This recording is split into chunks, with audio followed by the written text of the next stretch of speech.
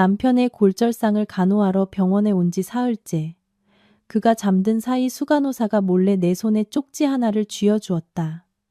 더는 오지 마세요. 어젯밤 CCTV를 확인해봐요. 서울 한복판에 위치한 이 종합병원은 이상하리만치 고요했다. 하얀 건물 전체가 마치 잠이 든 거대한 짐승 같았다. 복도에는 희미한 녹색 비상등 몇 개와 벽에 붙은 비상구 표시만이 싸늘하고 위태로운 빛을 내뿜고 있었다. 소독약 냄새, 붕대 냄새, 오래된 병상 시트의 눅눅한 냄새가 오랜 병상 생활에 지친 환자들의 채취와 뒤섞여 있었다.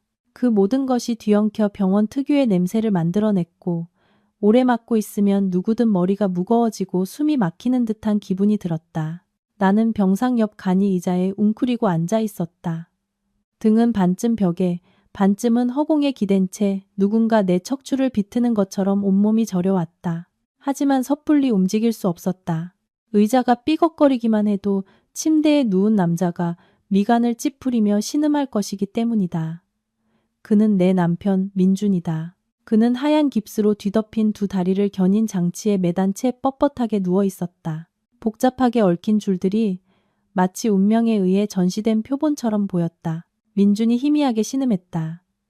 쉬어버린 목소리가 끊어질 듯 이어졌고 이마에는 땀방울이 송골송골 맺혔다.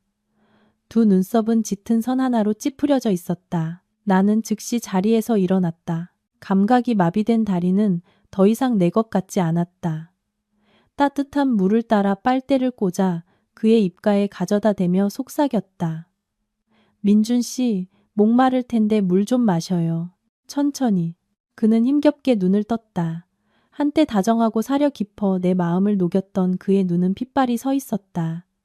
그는 미안함과 쇠약함이 뒤섞인 눈빛으로 나를 바라보았다. 서연아, 너를 너무 고생시키는구나. 내가 운전만 조심했어도 이렇게 되진 않았을 텐데.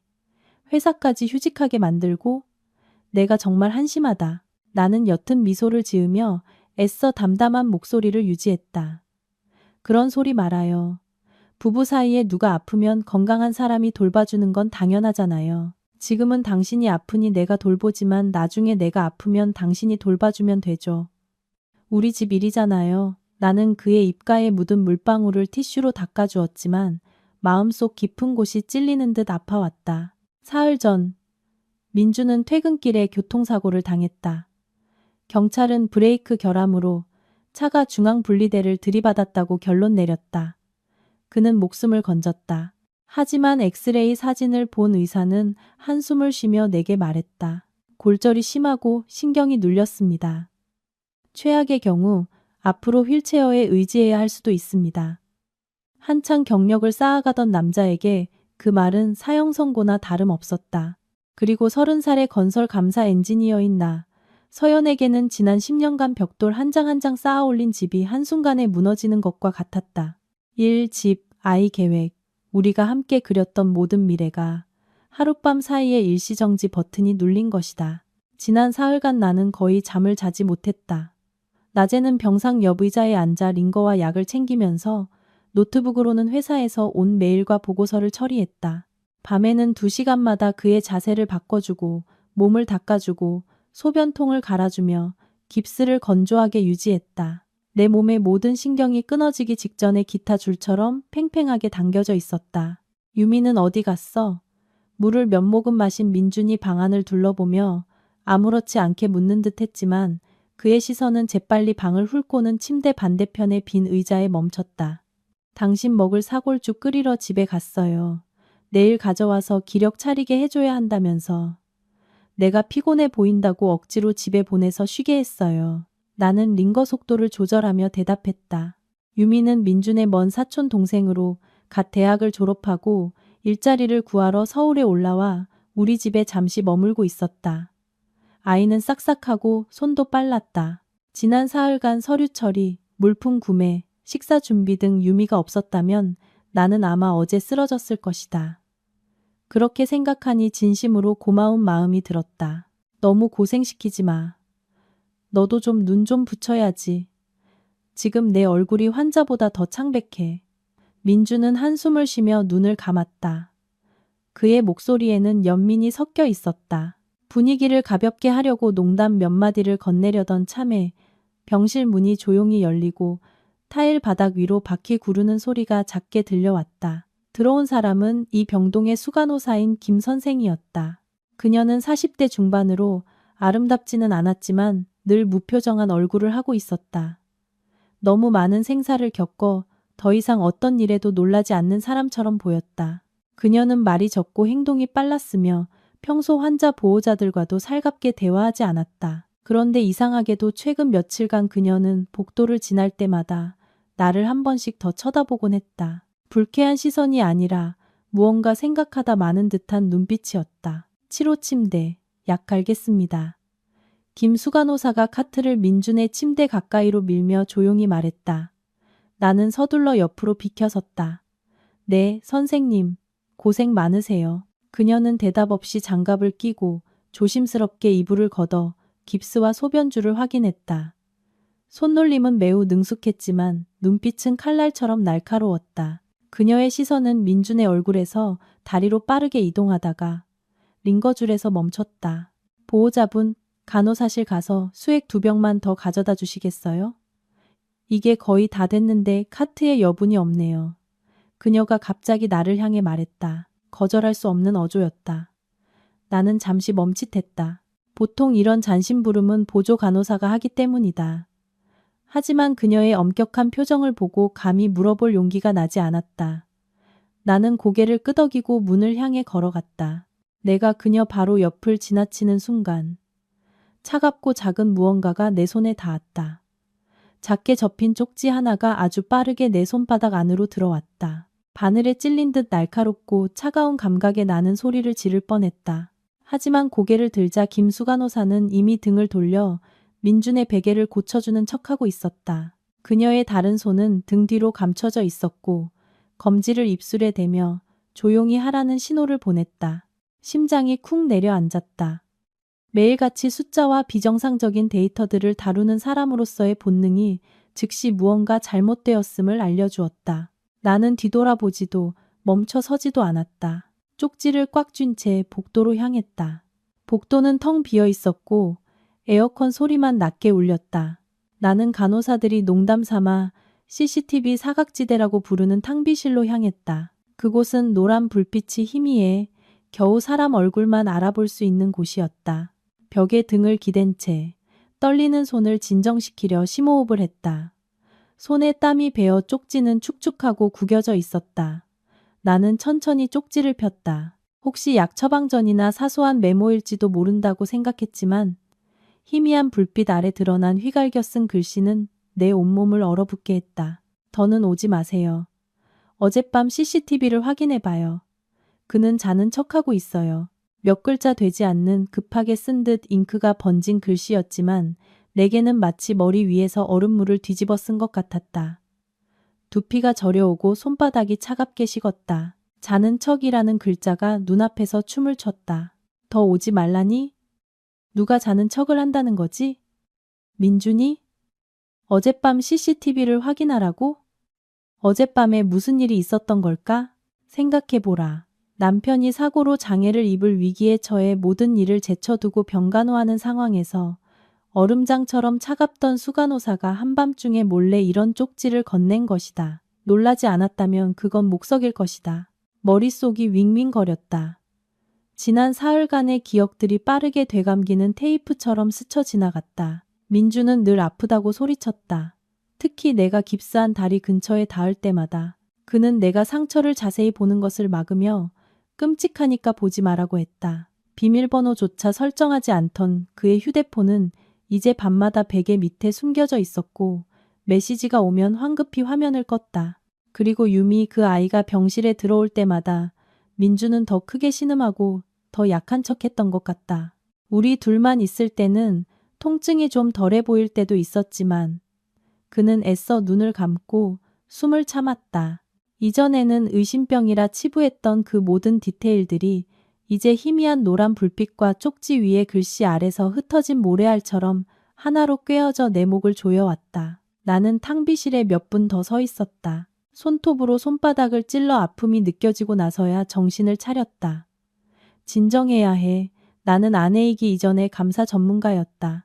지난 몇 년간 비정상적인 것이 있으면 성급히 결론 내리지 않고 증거부터 찾는 것이 내 습관이었다. 그렇게 생각하며 나는 쪽지를 잘게 찢어 변기에 버리고 물을 내렸다. 그리고 차가운 물을 얼굴에 끼얹었다. 거울을 보니 수면 부족으로 눈밑이 독하고 창백한 여자가 서 있었다. 하지만 그 눈빛에는 무언가 변해 있었다. 익숙한 부드러움은 사라지고 아주 가늘고 차가운 빛이 자리 잡고 있었다. 서연아, 정신 차려. 지금 울고 소리쳐봤자 아무것도 해결되지 않아. 진실이 필요해. 나는 쉬어버린 목소리로 나 자신에게 작게 속삭였다. 선반에서 수액 2병을 들고 병실로 돌아갔다. 병실에 들어서며 애써 평온한 표정을 지었다. 김 선생님, 수액 가져왔어요. 김수간호사가 고개를 들어 나를 보았다. 그녀의 눈빛에서 나는 2가지를 분명히 읽었다. 연민과 결단. 그녀는 새 수액을 걸고 바늘을 다시 확인한 뒤 무심한 척 작게 말했다. 오늘 밤은 괜찮을 거예요. 좀 쉬세요. 무슨 일 있으면 저희가 부를게요. 나는 고맙다고 고개를 끄덕였지만 바로 앉지는 않았다. 민준을 한참 동안 바라보았다. 그는 다시 눈을 감은 채 규칙적인 숨을 내쉬며 조용히 누워 있었다. 외부인이 본다면 다리가 부러진 가여운 남편과 곁을 지키는 초췌한 아내의 모습일 뿐이었다. 하지만 그 쪽지 이후 내 머릿속에서 민준의 얼굴은 교묘하게 그려진 가면처럼 낯설게만 보였다. 오늘 밤은 그냥 자게 둬. 내일 확실히 확인하자. 나는 그에게 하는 말인지 나 자신에게 하는 말인지 모를 소리를 속으로 삼켰다. 그날 밤 나는 사흘 만에 처음으로 남편의 신음소리를 새며 뜬 눈으로 밤을 새우지 않았다. 간이 의자에 누워 이불을 덮고 천장을 뚫어져라 쳐다보며 머릿속으로는 오직 한 문장만을 되뇌었다. 내일 무슨 수를 써서라도 병원 CCTV를 확인해야 한다. 다음 날 아침 희미한 햇살이 비치기 시작하자마자 나는 자리에서 일어나 커튼을 쳐 눈부심을 막고 민준의 이불을 고쳐주었다. 온몸이 긴 열병을 앓은 것처럼 축 늘어졌지만 정신은 이상할 정도로 맑았다. 눈을 뜨자마자 김수간호사의 쪽지 내용이 다시 선명하게 떠올랐다. 더는 오지 마세요. 어젯밤 CCTV를 확인해봐요. 그는 자는 척하고 있어요. 민주는 여전히 눈을 감고 입술이 마른 채 조용히 누워 있었고 가끔 고통스러운 듯 얼굴을 찌푸렸다. 유미가 죽을 가져와 작은 테이블에 놓으며 내가 깨어난 것을 보고 제잘거렸다. 언니, 일어나셨어요? 민준 오빠 기운 차리라고 사골죽 좀 끓여왔어요. 어젯밤에 잘 못 주무셨죠? 눈밑이 새까매요. 나는 민준을 힐끗 쳐다보았다. 그는 여전히 눈을 감고 있었지만 신음을 삼키려는 듯 어깨가 살짝 떨렸다. 누가 봐도 역경을 함께 이겨내는 가족의 모습이었다. 어제였다면 나는 유미에게 미소 지으며 고맙다고 말하고 시댁에 사려 깊은 사람이 있다는 사실에 마음이 따뜻해졌을 것이다. 하지만 오늘 아침 내 눈에 비친 모든 것은 금이 간 거울처럼 왜곡되어 보였다. 빛이 닿는 순간 날카로운 파편으로 부서져 내리는 것 같았다. 나는 머리를 쓸어 넘기며 애써 평소와 같은 목소리를 유지했다. 고마워, 유미야. 언니가 회사에 급히 서명할 서류가 있어서 잠시 다녀와야 할 것 같아. 여기서 오빠 좀 잘 부탁해. 무슨 일 있으면 전화하고. 그 말을 듣자 민준이 살며시 눈을 뜨고 걱정스러운 눈빛으로 나를 바라보았다. 서연아, 오래 걸려? 나 혼자 있으면 불안해. 며칠 동안 네가 다 챙겨줬는데 이제 와서 어린애한테 맡기고 가려니. 무슨 소리예요? 유미가 며칠 동안 우리 얼마나 도와줬는데. 고마워해야죠. 나는 유미를 향해 웃으며 달래듯 민준의 손을 가볍게 두드렸다. 반나절이면 와요. 좀 참고.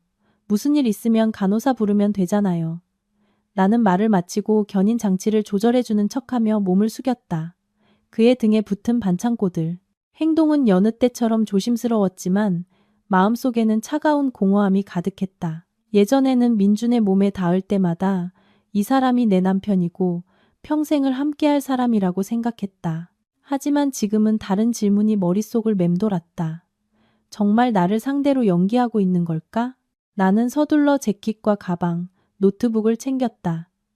유미가 가방을 들어주며 잊지 않고 당부했다. 언니, 길 조심하고 점심은 도시락 사와서 같이 먹어요. 밖에서 기름진 음식 많이 먹지 말고요. 나는 고개를 끄덕이고 다시 민준을 바라보았다. 그는 버려질까 두려워하는 남자처럼 붉어진 눈으로 내 손을 잡았다. 서연아, 미안해. 만약에 내가 장애인이 되면, 네가 너무 힘들면 나 버리지만 마. 이혼만은 하지 말아줘. 나 너 때문에 사는 거야. 예전 같았으면 나는 울면서 절대 당신을 버리지 않아라고 맹세했을 것이다. 하지만 지금은 목이 메어올 뿐이었다. 나는 그의 손에서 내 손을 빼며 애써 웃었다. 이상한 생각하지 말아요. 잠깐 나갔다 올게요. 얌전히 누워 있어요. 움직이면 더 아프니까. 유미도 있고 간호사도 있으니 아무도 당신 안 버려요.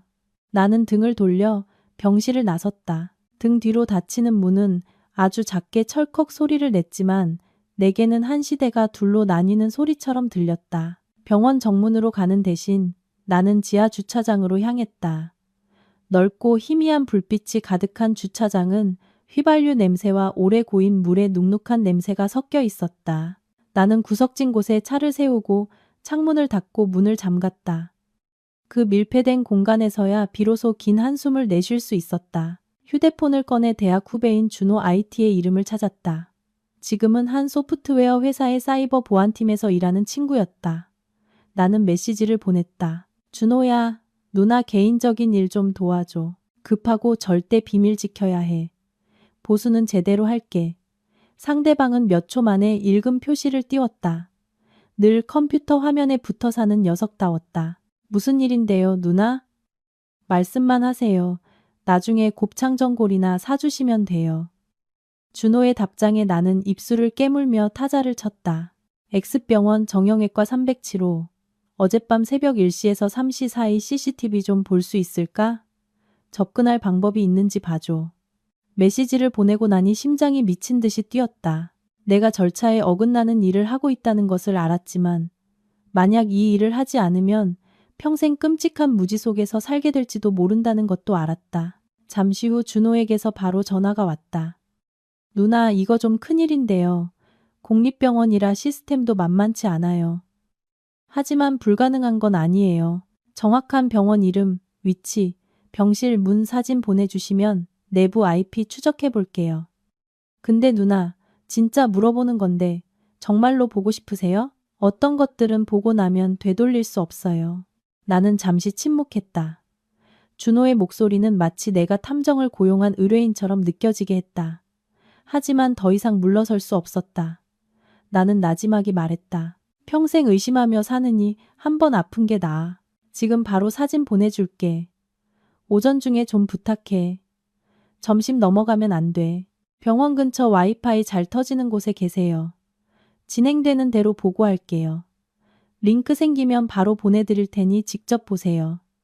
다운로드하면 걸리니까. 전화를 끊고 나는 떨리는 손으로 카메라를 켜 지하로 내려오는 길에 찍어두었던 정형외과 307호 표지판 사진을 보냈다. 전송을 완료하고 노트북을 켜 휴대폰 테더링으로 인터넷에 연결했다. 운전석에 웅크리고 앉아 차의 에어컨 소리만 들었다. 시간은 끔찍하게 느리게 흘렀다. 1분이 1시간처럼 느껴졌다. 기다리는 동안 머릿속은 저절로 과거의 기억들을 꺼내 분석하기 시작했다. 연애 초 민주는 성실한 남자였다. 내가 건설 현장 프로젝트 때문에 바쁘다는 말을 듣고 일산에서 강남까지 오토바이를 타고 와서 점심 도시락을 건네주곤 했다. 그때 나는 세상에 진실한 남자가 아직 많다고 믿었다. 결혼 후 그는 작은 건자재 공급 회사를 차리고 친구들에게 자랑했다. 우리 와이프 건설 감사 엔지셔라서 엄청 꼼꼼해. 내가 조금만 잘못해도 바로 걸리지. 그는 내 머리를 쓰다듬으며 웃었다. 걱정 마, 돈 관리는 네가 해. 난 그냥 사람들한테 폼 잡으려고 일하는 거니까.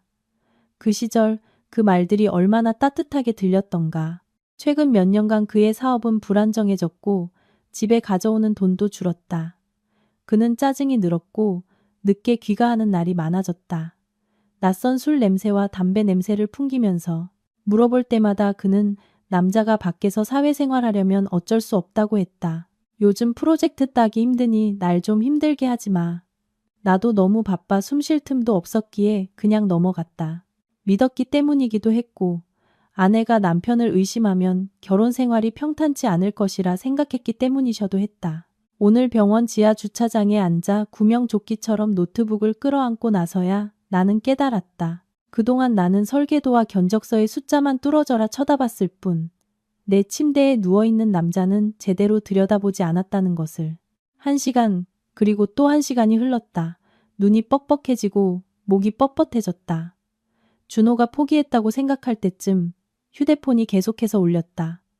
메시지가 떴다. 누나 링크 보낼게요. 30분만 볼 수 있고 시간 지나면 자동으로 잠겨요. 볼 때 외부 소리는 다 끄고 이어폰으로만 들으세요. 무슨 일이 있어도 침착하시고 어리석은 짓 하지 마세요. 진심이에요. 나는 심호흡을 하고 노트북에 이어폰을 꽂았다. 브라우저를 열고 링크를 클릭했다. 화면에 검은 창이 뜨고 몇 초 후 영상이 나타났다. 천장에 달린 카메라는 위에서 아래를 비추고 있었다. 흑백이었지만 충분히 선명했다. 화면은 민준의 침대, 내가 눕던 간이의자, 출입문, 작은 테이블 등 병실 전체를 거의 다 담고 있었다. 왼쪽 구석에는 307-51-58이라는 글자가 흐르고 있었다. 나는 타임라인을 어젯밤 이 시경으로 옮겼다. 어제 민준이 집에 가서 씻고 내일 일찍 오라고 간청해서 내가 병원을 나섰던 시간이었다. 화면에 선명한 영상이 나타났다. 머리를 높게 묶고 얇은 재킷을 입은 여자, 바로 나였다. 나는 물건을 챙기며 민준에게 무언가 당부한 뒤 문을 열고 나갔다. 문이 닫히자 화면 속 병실은 다시 고요해졌다. 민준은 죽은 듯 미동도 없이 누워 있었다. 나는 마우스를 쥔 손을 꽉 쥐었다. 마음속에는 아직 희미한 희망이 남아 있었다. 김수 간호사가 오해했을 수도 있어. 그저 조금 움직였을 뿐 자는 척까지는 아닐 거야. 하지만 1분도 채 지나지 않아 내가 가장 보고 싶지 않았던 장면이 적나라하게 펼쳐졌다. 민준이 눈을 떴다. 아주 빠르고 아주 또렷하게. 더 이상 고통에 겨워 흐릿한 모습이 아니었다. 그는 고개를 들어 방안을 한번 훑어본 뒤 팔을 짚고 몸을 일으켰다. 의사가 절대 안정을 취해야 한다고 했던 심각한 골절 환자의 모습과는 전혀 다른 단호하고 안정적인 움직임이었다. 깁스를 한 다리조차 들어 올리고 내리며 좌우로 돌려보는 것이 똑똑히 보였다. 심지어 몸을 뻗어 늘 베개 밑에 숨겨두던 휴대폰을 꺼내 무언가를 누르기 시작했다. 그의 표정은 믿을 수 없을 정도로 편안해 보였다. 툭! 차 안에서 작은 소리가 났다. 내 손에서 펜이 바닥으로 떨어진 소리였다.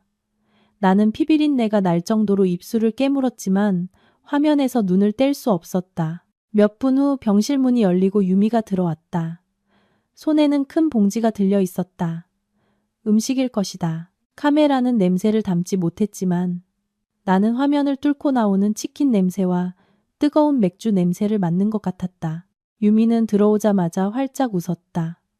오빠 맛있는 거 사왔어. 서연 언니 갔어? 그때 민주는 신음하지 않고 웃음을 터뜨렸다. 목소리가 또렷했다. 응, 방금 갔어. 아이고, 굶어 죽는 줄 알았네. 사흘 내내 서연이가 주는 멀건 죽만 먹었더니 그는 봉지를 낚아채 열었다. 치킨 한 상자와 맥주 몇 캔이 나왔다. 그는 익숙하게 닭다리를 찢어 맛있게 뜯었다. 내가 있을 때 삼키지도 못한다던 사람의 모습이 아니었다. 유미는 침대 가장자리에 걸터앉아 깁스를 한 그의 다리를 장난스럽게 두드리며 킥킥거렸다. 천천히 먹어, 체하겠다. 내가 오빠 걱정돼 죽는 줄 알았네. 그래도 서연 언니 의심 안 하게 환자 연기 제대로 해야 해. 안 그러면 다 망치는 거야. 민주는 씹으면서 유미의 등을 가볍게 두드렸다. 카메라가 있다는 것도 모르는지 그녀의 엉덩이를 가볍게 툭 쳤다. 우리 유미 똑똑하네. 네가 옆에서 연기 안 도와줬으면 서연이도 안 믿었을 거야. 며칠 보니 마음이 많이 약해진 것 같아. 조만간 강남에 있는 그 아파트도 팔겠지. 그거 팔면 빚 다 갚고도 수십억이 남아. 다른 데 가서 살 생각하면 신나지 않냐? 강남의 아파트라는 말이 머릿속에서 폭탄처럼 터졌다. 그건 우리 부모님이 남겨주신 3층짜리 대로변 아파트였다. 등기는 내 이름으로 되어 있었다. 결혼 후 민준의 전입신고는 허락했지만 나는 늘 그것을 내 마지막 보루, 인생의 풍파를 막아줄 최후의 방패라고 여겼다. 그런데 내 남편의 계산 속에서 그 집은 그저 자신을 구해줄 구명정이자 사채업자들을 피할 미끼였을 뿐이었다. 유미는 흥분을 감추지 못했다. 오빠 진짜 서연 언니가 팔까? 언니가 순해 보여도 고집 세잖아. 순하니까 속이기 쉽지. 민준이 비웃으며 맥주 캔을 땄다. 그는 의사 친구에게 부탁해서 온갖 나쁜 가능성을 서연이에게 말하게 했고 절망적인 척하며 그녀의 짐이 되기 싫다고 연기했다. 서연이는 남은 잘 동정해도 자기는 못 챙기는 스타일이야. 분명히 희생을 선택할 거라고. 집 팔면 너한테 반 줄게. 우리 둘이 제주도나 부산 가서 가게 하나 차려도 잘 살 수 있어. 여기서 그 여자 얼굴 보고 살 필요 뭐 있어. 유미의 목소리가 작아졌다. 근데 밖에 빚은 어떡하고? 오빠 빚 엄청 많다며. 빚은 갚으면 되지. 돈만 있으면 갚을 수 있어. 민준이 어깨를 으쓱했다. 그놈들한테 한 20억 정도 빚졌어. 이자는 계속 불어나고 있지만 저 집만 있으면 다 해결돼. 걱정 마. 중요한 건 서연이가 도장을 찍게 하는 거야. 유미가 몇 초간 침묵하더니 망설이며 물었다. 그럼 언니랑은 언제 이혼할 건데? 민준의 미간이 살짝 찌푸려지는 것이 보였다. 너무 이른 질문에 짜증이 난 듯했지만 이내 안심시키는 미소를 지었다.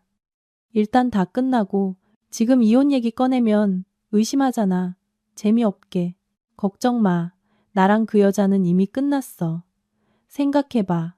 어떤 여자가 빚더미에 앉은 장애인 남편을 견디겠어? 나중에는 어차피 자기가 먼저 떠날 거야. 그때가 되면 난 버림받은 피해자가 되는 거지. 돈도 있고 너도 있고. 똑똑하지, 안 그래? 거기까지 듣고 나는 더 이상 듣지 않았다. 이어폰은 여전히 끼고 있었지만 입술을 깨물고 있는지 혀를 깨물고 있는지 모를 정도로 입안이 짰다. 나는 이어폰을 벗었다. 밀폐된 차 안에서 내 숨소리가 다른 사람의 것처럼 크게 울렸다. 밖에서는 하얀 가운을 입은 몇몇 사람들이 조용히 지나갔다. 아무도 몰랐다. 병원 바로 아래 작은 차 안에서 한 아내가 남편의 모든 계획을 목격했다는 사실을. 그 순간 나는 울지 않았다. 이상하게 눈이 바싹 말라 있었다. 진실이 너무 끔찍해서 눈물조차 도망가 버린 것 같았다. 내가 가장 먼저 느낀 감정은 슬픔이 아니라 굴욕감이었다. 무시당했다는 굴욕감. 프로젝트의 돈 한 푼까지 계산해내는 내가 가장 가까운 남자에게 이렇게 쉬운 먹잇감이 되었다는 굴욕감. 강남의 아파트가 떠올랐다. 오후마다 낡은 티셔츠를 입고 현관 앞에 앉아 아이스 커피를 마시며 자전거를 타고 학교에서 돌아오는 나를 보며 늘 웃어주시던 아버지의 얼굴이 떠올랐다. 명절마다 커다란 냄비에 갈비찜을 한가득 만들어 조상님께 올리라며 몇 번이고 당부하시던 어머니의 목소리가 귓가에 맴돌았다. 나중에 엄마가 없더라도 이 집은 내 뿌리니까 꼭 지켜야 한다. 그 뿌리가 민준의 눈에는 그저 사채업자들에게 던져줄 담보물이었을 뿐이다. 나는 갑자기 웃음을 터뜨렸다. 차 안에서 건조한 웃음소리가 울려 퍼졌다. 낯선 사람의 소리 같았다. 밖에서 누가 봤다면 정신병자라고 생각했을 것이다. 하지만 그 웃음은 스위치 같았다. 한번 터지자 머릿속의 모든 것이 혼란해서 냉철함으로 전환되었다. 나는 휴대폰을 열어 준호에게 메시지를 보냈다. 내가 병실 나간 후부터 유미가 들어와서 둘이 대화하는 장면까지 최대한 길게 녹화해서 저장해줘. 나도 따로 저장할게. 고마워. 이번엔 정말 큰 빚졌다. 준호가 바로 답했다. 이미 제 컴퓨터에 시간대별로 잘라서 저장해놨어요. 다른 경로로 보내드릴게요. 잘 보관하세요. 아무도 못 건드리게. 혹시 누구 부를 필요 있어요? 듣기만 했는데도 제가 다 화나네요. 나는 입술을 깨물며 답했다. 아니 괜찮아. 내일은 내가 처리할게. 제발 아무한테도 말하지 마. 없었던 일처럼. 메시지를 보내고 나는 몸을 바로 세워 백미러에 비친 나를 보았다. 거울 속에는 머리가 헝클어지고 눈이 쎄탄 여자가 있었지만 눈빛은 더 이상 떨리지 않았다. 그 순간 나는 분명히 깨달았다. 이 순간부터 과거에 순하고 인내심 많던 서연은 죽었다.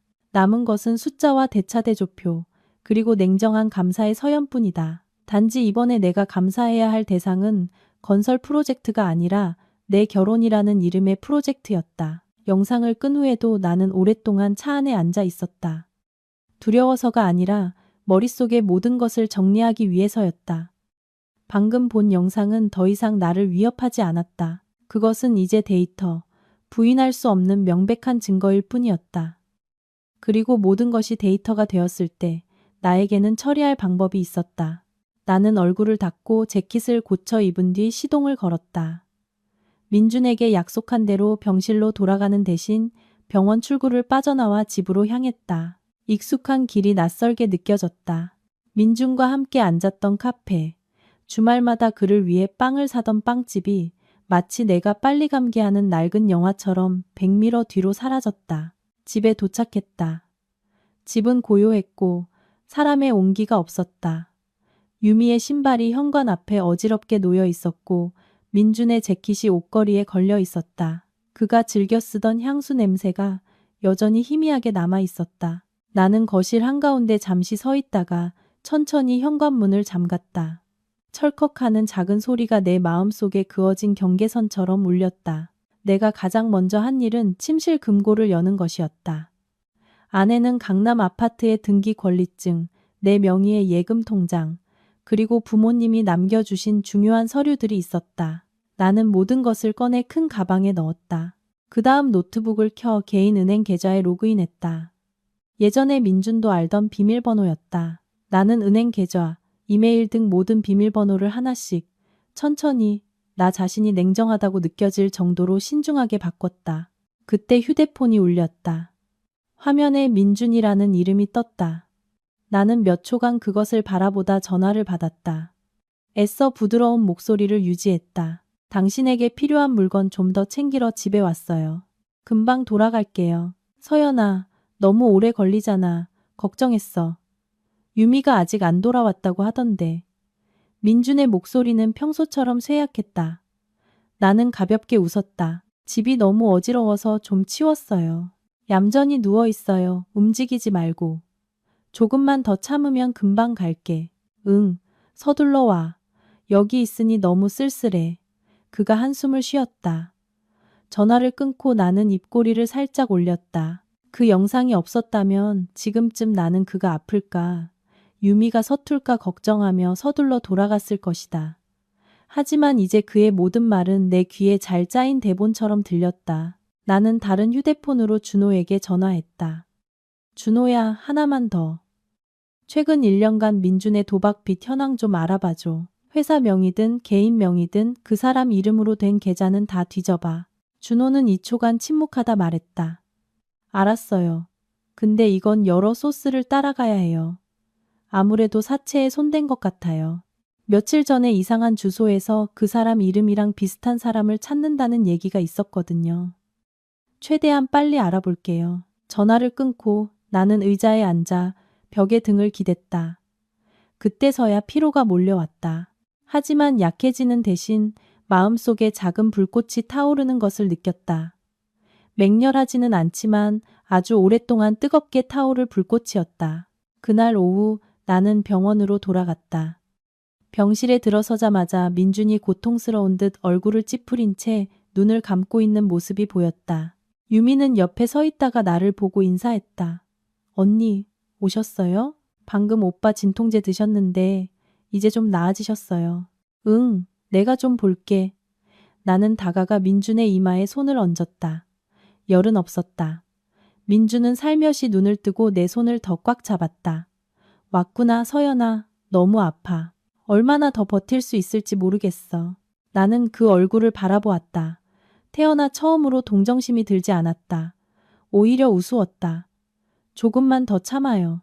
저녁에 당신 사고 보험 관련해서 변호사님 좀 만나야 해요. 서류 보충이 필요하다네요. 나는 최대한 자연스럽게 말했다. 민주는 살짝 놀랐지만 재빨리 표정을 감췄다. 변호사? 왜 그렇게 복잡하게, 큰 보험사인데. 절차가 많아서 어쩔 수 없대요. 나는 짧게 답했다. 근처에 서 있던 유미는 보험이라는 두 글자를 듣고 손을 살짝 떠는 것이 보였다. 겉으로는 웃고 있었지만 나는 똑똑히 봤다. 그때 민준의 동생인 민수가 들어왔다. 민수는 민준보다 3살 어리고 택배 기사로 일하며 성격이 순박하고 과묵했다. 형이 누워있는 것을 보자 그는 무척 가슴 아파하며 커다란 과일 바구니를 들고 왔다. 형수님, 형은 좀 어떠세요? 어머니한테 듣기로는 많이 아프다던데. 조금 나아졌어. 의사 선생님이 좀 더 지켜봐야 한대. 내가 답했다. 민수는 눈이 붉어진 채 민준을 바라보았다. 형, 힘내. 우리 모두 형 걱정하고 있어. 민준은 목이 맨 듯 고개를 끄덕였다. 응, 알아. 그 광경을 보며 나는 문득 민수가 안쓰러워졌다. 그는 자신이 연극을 하고 있는 사람을 동정하고 있다는 사실을 전혀 몰랐다. 탐욕으로 만들어진 연극. 순간 마음이 약해졌지만 이내 CCTV 영상 속 민준의 또렷한 눈빛, 유미의 엉덩이를 치던 손, 집 팔면 끝이라던 말이 떠올랐다. 그러자 내 안의 모든 연약함이 껍데기 속으로 움츠러드는 달팽이처럼 즉시 사라졌다. 저녁에 김수간 호사가 다시 병실을 확인하러 왔다. 그녀는 나를 보았을 때 평소보다 조금 더 길게 시선을 멈췄다. 나는 그녀가 내가 영상을 봤는지 궁금해한다는 것을 알았다. 나는 민준이 약 기운에 잠들기를 기다렸다가 조용히 복도로 나갔다. 김수간 호사는 차트에 무언가를 적고 있었다. 나는 그녀 옆에 서서 목소리를 낮췄다. 선생님, 저 봤어요. 그녀의 손에 들린 펜이 순간 멈칫했다. 그녀는 고개를 들어 나를 똑바로 쳐다보며 낮은 목소리로 물었다. 그래서 어떻게 할 생각이에요? 나는 민준이 누워있는 병실 안쪽을 바라본 뒤 다시 그녀를 보았다. 지금은 말씀드릴 수 없어요. 하지만 당분간은 비밀을 지켜주세요. 김수간 호사는 더 묻지 않고 고개를 끄덕였다. 나는 그녀가 필요한 말만 하는 사람이라는 것을 알았다. 지금 그녀의 침묵은 내게 1000마디 조언보다 더 소중했다. 그날 밤 유미가 저녁을 사러 나갔을 때 나는 침대 옆에 앉아 피곤한 척 머리를 숙였다. 민주는 내가 잠들었다고 생각하고 작게 한숨을 쉬었다. 하지만 나는 깨어 있었다. 그의 숨소리 하나하나를 들으며 때를 기다렸다. 나는 휴대폰을 열어 준호에게 메시지를 보냈다. 누나, 대략적인 결과 나왔어요. 외부에서 최소 4군데에서 돈을 빌렸고 원금만 거의 20억이에요. 이자율도 높고 일부는 회사 명의, 일부는 개인 명의로 되어 있어요. 온라인 도박 기록도 있고 나중에는 오프라인으로 넘어간 것 같아요. 은행 거래 내역에도 사채업자들 흔적이 있어요. 전부 캡처해뒀어요. 나는 이상할 정도로 차분한 마음으로 메시지를 읽었다. 모든 조각이 무섭도록 완벽하게 들어맞았다. 사고, 상해, 연극, 집, 보험, 유미와의 은밀한 메시지들. 모든 것이 마침내 하나의 완전한 그림으로 드러났다.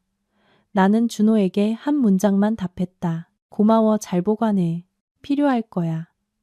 그날 밤 민주는 다시 어머니와 통화했다. 나는 시어머니의 목소리를 엿들었다. 그녀는 울면서 신세한탄을 하고 내가 남편을 제대로 돌보지 않는다고 탓하며 아들을 살리기 위해 집을 팔라는 이야기를 넌지시 꺼냈다. 민주는 곧 숨이 넘어갈 듯한 목소리로 신음했다. 엄마, 서연이한테 말했어요. 걔도 생각하고 있을 거예요. 너무 압박하지 마세요. 서연이도 일 때문에 시간이 필요할 테니까요. 나는 멀지 않은 곳에 앉아 한 글자 한 글자 똑똑히 들었다. 마음이 너무나 무감각해서 나 자신조차 놀랄 정도였다.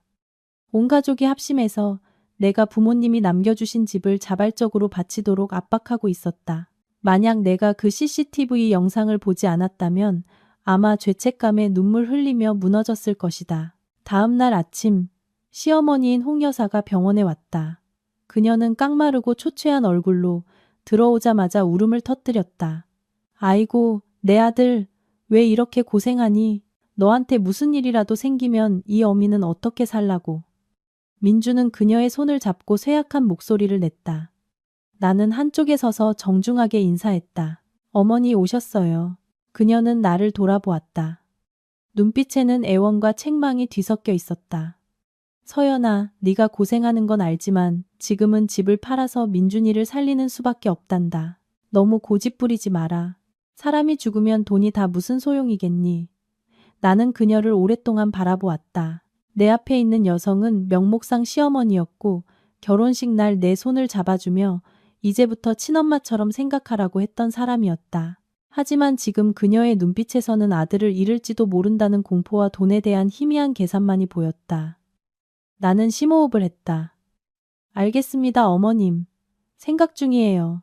하지만 집을 파는 건 큰일이라 서류도 꼼꼼히 봐야 하고 민준 씨 보험 계약도 다시 확인해서 나중에 문제가 없도록 해야 해요.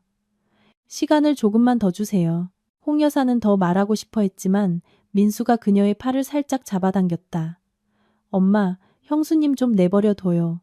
며칠 동안 고생하셨잖아요. 그녀는 입맛을 다시며 더 이상 말하지 않았다. 하지만 나는 오늘부터 압박이 더 심해지리라는 것을 알았다.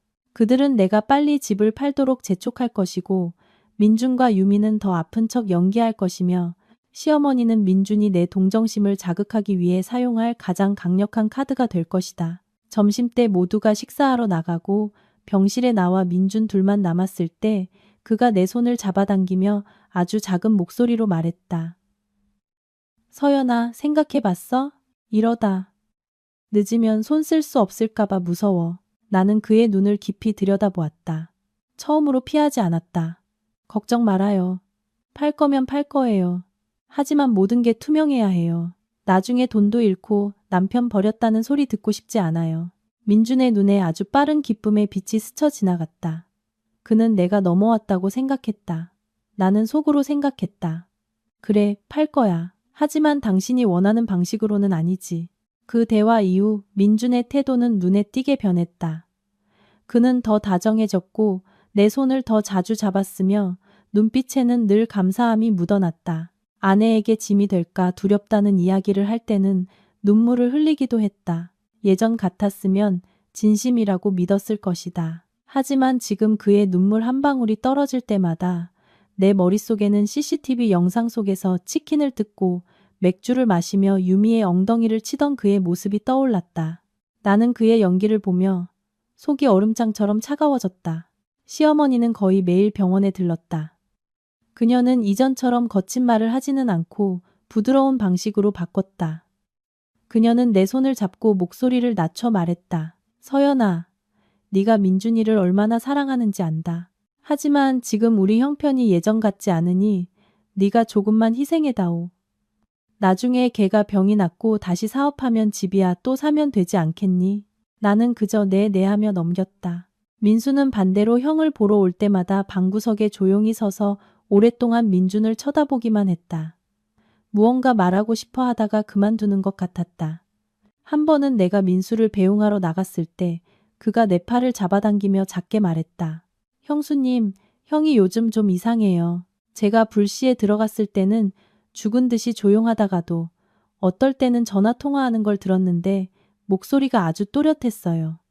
형수님 조심하세요. 나는 민수를 보며 마음이 살짝 움직였다. 남들은 내가 포위당해 아무도 내 편이 없다고 생각하겠지만 이상한 점을 눈치챈 사람이 있었다. 고맙다, 동생. 나는 겨우 그만큼만 말할 수 있었다. 그날 밤 유미는 아주 늦게 돌아왔다. 병실에 들어설 때 그녀에게서 낯선 향수 냄새가 났다. 민주는 그녀를 재빨리 훑어보았다. 나는 모든 것을 주시하고 있었다. 유미는 죽그릇을 테이블에 놓으며 작은 목소리로 말했다.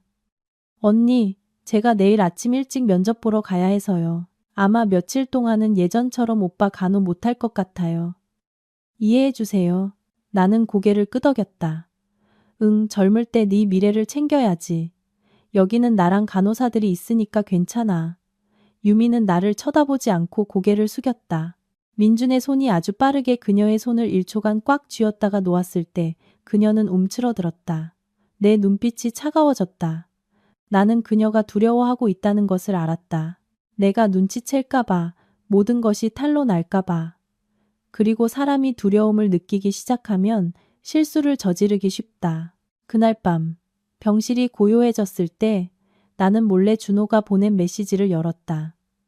준호는 민준의 빚에 관한 모든 정보를 파일 하나로 완벽하게 정리해 두었다. 그가 도박과 연관된 낯선 계좌로 송금한 내역들, 심지어 준호가 사채업자 그룹의 한 사람에게서 사들인 녹음 파일도 있었다. 민준의 목소리는 절박했고 보름 안에 무슨 수를 써서라도 돈을 마련하겠다고 약속하고 있었다. 거기까지 듣고 나는 조용히 눈을 감았다. 그들이 나에게 집을 팔라고 재촉하는 기한은 사실 사채업자들로부터 민준 자신의 목숨을 구하기 위한 시간이었던 것이다. 나는 섣불리 행동해서는 안 된다는 것을 알았다. 민준이 내가 모든 진실을 알았다는 것을 눈치채면 그는 무슨 짓을 할지 모른다. 나는 남편을 위해 모든 것을 희생할 준비가 된 아내 역할을 완벽하게 해내야 했다. 다음 날 아침 나는 시어머니에게 먼저 말했다. 어머님 많이 생각했어요. 집을 팔아서 민준 씨를 살릴 수 있다면 팔아야죠. 하지만 은행이랑 부동산 중개인이랑 확실하게 처리해서 제 값을 받고 싶어요. 헐값에 팔고 싶지는 않아요. 시어머니는 얼굴에 기쁨이 가득했다. 그래, 그거면 됐다. 고맙다, 아가. 민준이가 알면 얼마나 기뻐하겠니. 그녀는 침대로 돌아서서 민준의 손을 잡고 흐느꼈다. 아들아, 내 아내가 집을 팔겠단다. 그러니 제발 살아만 다오. 어미는 너를 죽게 내버려 둘 수 없어. 그 말을 들은 민준은 온몸에 힘이 솟는 듯 눈물을 글썽였다. 서연아, 너는 내 은인이야. 나중에 내가 죽더라도 이 은혜는 잊지 않을게. 나는 고개를 숙이며 웃었다. 그런 소리 말아요. 우리 가족을 위해서 하는 건데요. 하지만 내 마음속에서는 얼음처럼 차가운 목소리가 울렸다. 그래, 우리 가족을 위해서지. 하지만 당신이 계산하는 그 가족은 아니야. 오후에 나는 서류를 찾아야 한다는 핑계로 병원을 일찍 나섰다. 가는 길에 조용한 골목에 있는 한 법률 사무소로 향했다. 박 변호사는 예전에 건설 계약 분쟁 사건에서 함께 일했던 사람이었다. 그는 나보다 몇 살 위였고 차분하며 매우 신중했다. 내가 사고부터 CCTV 영상, 빚 문제까지 모든 이야기를 끝내자 그는 오랫동안 침묵하다가 말했다. 법적으로 민준 씨가 사고를 조작했거나 보험금을 타내기 위해 상해를 속였다는 것이 증명되면 사건은 매우 심각해집니다. 하지만 지금 당장 소송을 제기해서는 안 됩니다. 그들의 수법은 당신이 자발적으로 집을 팔게 만드는 것이니 일단 당신이 집을 팔고 있는 것처럼 믿게 하세요. 그동안 저희 쪽에서 증거를 더 강력하게 수집하도록 돕겠습니다. 나는 고개를 끄덕였다. 책상 위에 놓인 내 손이 살짝 떨렸다. 그들이 감옥에 가는 것까지는 바라지 않아요. 단지 부모님의 재산을 지키고 나중에 남편을 버렸다는 누명을 쓰지 않기만 하면 돼요. 박 변호사는 나를 잠시 바라보다가 나지막이 말했다. 생각보다 훨씬 강한 분이시군요. 나는 그저 옅게 웃었다. 제가 강한 건 아프지 않아서가 아니라 지금 이 순간 무너지는 것을 스스로 허락하지 않기 때문이에요. 그날 저녁 나는 병원으로 돌아왔다. 내가 늦게 오자 민준이 당황했다. 어디 갔다 이제 와? 몇 번이나 전화했는데 받지도 않고. 부동산 중개인 만나고 왔어요. 오늘 집 보러 왔더라고요. 문의는 많은데 아직 가격이 안 맞아서요. 나는 태연하게 답했다. 민준의 눈이 빛났다. 그래? 얼마를 부르는데? 80억 정도요. 근데 동의 안 했어요. 90억은 받아야죠. 나는 천천히 말했다. 그것은 시세보다 낮은 가격이었다.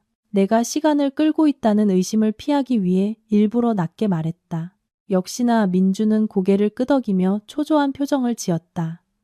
응, 빨리 파는 게 중요하지. 가격은 나중에 생각해도 되고. 나는 그를 보며 더 이상 말하지 않았다.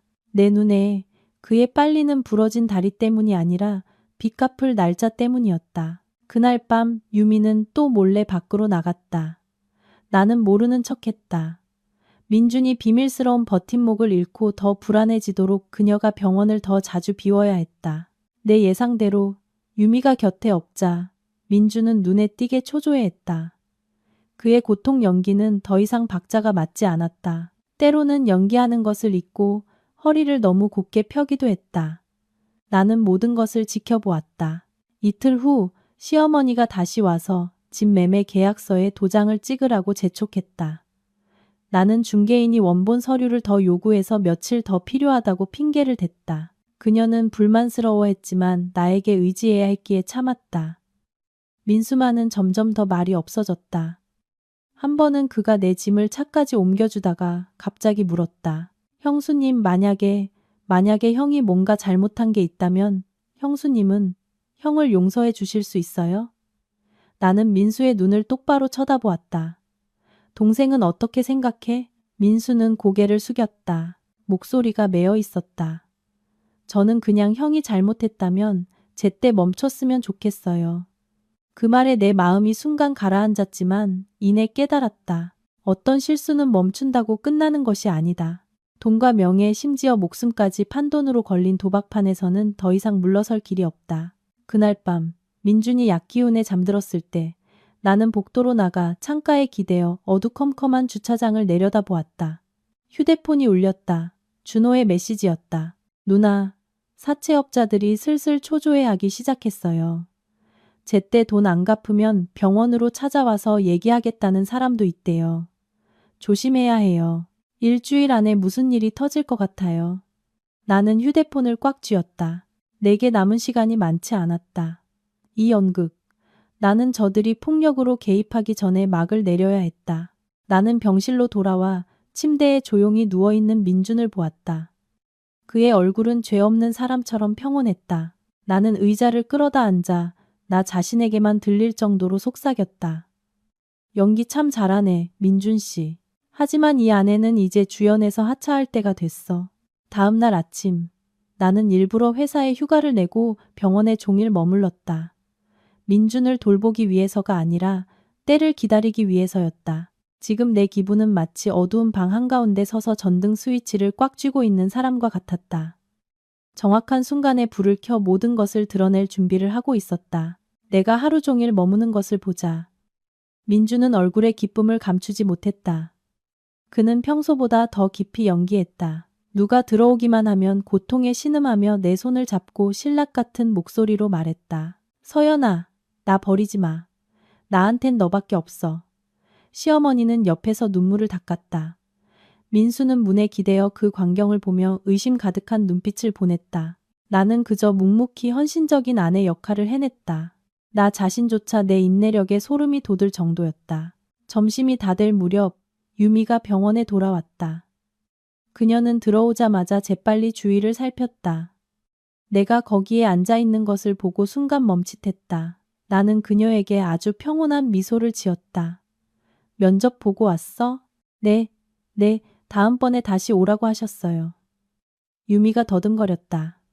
민주는 초조한 눈빛으로 유미를 쳐다보았다. 나는 그들이 예전처럼 사적인 대화를 나누지 못해 안달이 나 있다는 것을 알았다. 나는 그들이 조금 더 그 상태로 있도록 내버려 두었다. 오후에 박 변호사에게 전화했다. 박 변호사님, 계획대로 모든 준비를 마쳤습니다. 사채업자들이 움직이기 시작했어요. 오늘 밤이나 내일쯤 올 것 같습니다. 박 변호사의 목소리가 낮아졌다. 경찰 쪽에는 이미 연락해 두었습니다. 신호를 보내시면 바로 들어갈 겁니다. 침착함을 유지하시고 그들이 흥분하게 만들지 마세요. 나는 병실 유리창 너머로 시어머니에게 희미하게 웃어 보이는 민준을 보았다. 나는 나지막이 답했다. 저는 그 어느 때보다 침착합니다. 전화를 끊고 휴대폰을 가방에 넣었다. 더 이상 두려움은 없었다. 이제 끝낼 시간이라는 명확한 감각만이 남아 있었다. 저녁 7시가 넘어 병문안객이 줄어들기 시작할 무렵 시어머니가 돌아갈 준비를 하자 민준이 갑자기 내 손을 꽉 잡았다. 서연아, 오늘 집 파는 얘기는 어디까지 됐어? 나는 그의 눈을 똑바로 쳐다보았다. 내일 오후에 공증사무소에서 계약금 받기로 약속 잡았어요. 순조로우면 사흘 뒤에 명의 이전하고요. 민준의 눈이 번뜩 빛났고 시어머니도 얼굴에 기쁨을 감추지 못했다. 그래, 잘됐다. 이제 마음이 놓이는구나. 민수는 잠시 침묵하다가 조용히 물었다. 형수님, 정말 문제 없겠어요? 나는 고개를 끄덕였다. 괜찮아, 동생. 8시가 넘어 병실이 다시 조용해지고 약을 교체한 직후 갑자기 병실 문이 거칠게 열리고 낯선 남자 3명이 들어섰다. 그들의 모습은 환자 보호자 같지 않았다. 눈빛은 차가웠고 어깨는 으쓱했지만 압박감이 느껴졌다. 방 안의 공기가 순식간에 무겁게 내려앉았다. 앞장선 남자가 주위를 훑어본 뒤 민준을 똑바로 쳐다보았다. 민준 씨, 문병 왔습니다. 민준의 얼굴이 순간 창백해졌다가 황급히 신음하기 시작했다. 당신들이 여긴 어쩐 일로? 나 지금 중상 입었어요. 내 아내가 곧 집 팔아서 돈 갚을 거라고요. 시어머니가 겁에 질려 일어섰다. 당신들 누구야? 여긴 병원이야. 당신들이 와서 행패 부릴 곳이 아니라고. 한 남자가 비웃었다. 저희는 그냥 아는 사람 문병 온 겁니다. 아주머니, 걱정 마세요. 그들의 시선이 내게 멈췄다. 나는 한 걸음 앞으로 나서며 침착하게 말했다. 민준 씨에게 무슨 볼일이시면 직접 말씀하세요. 제가 남편입니다. 그 남자는 눈썹을 살짝 치켜 올렸다. 아, 부인이셨군요. 더 잘됐네. 민준 씨가 우리한테 원금만 거의 20억을 빚졌습니다. 오늘까지 이자도 적지 않고요. 보름 안에 돈 마련하겠다고 약속했는데 이제 기한이 거의 다 됐네요. 저희는 그냥 확실한 대답 하나만 들으러 왔습니다. 언제 갚을 겁니까? 병실은 죽음 같은 침묵에 빠졌다. 시어머니는 부들부들 떨며 민준을 돌아보았다. 민준아, 네가 사람들한테 그렇게 많은 돈을 빚졌어? 왜 엄마한테 말 안 했어? 민준은 땀을 뻘뻘 흘리며 더듬거렸다. 나 그냥 사업 자금 좀 빌린 거야. 서연아, 저 사람들한테 우리 곧 돈 생긴다고 말해줘.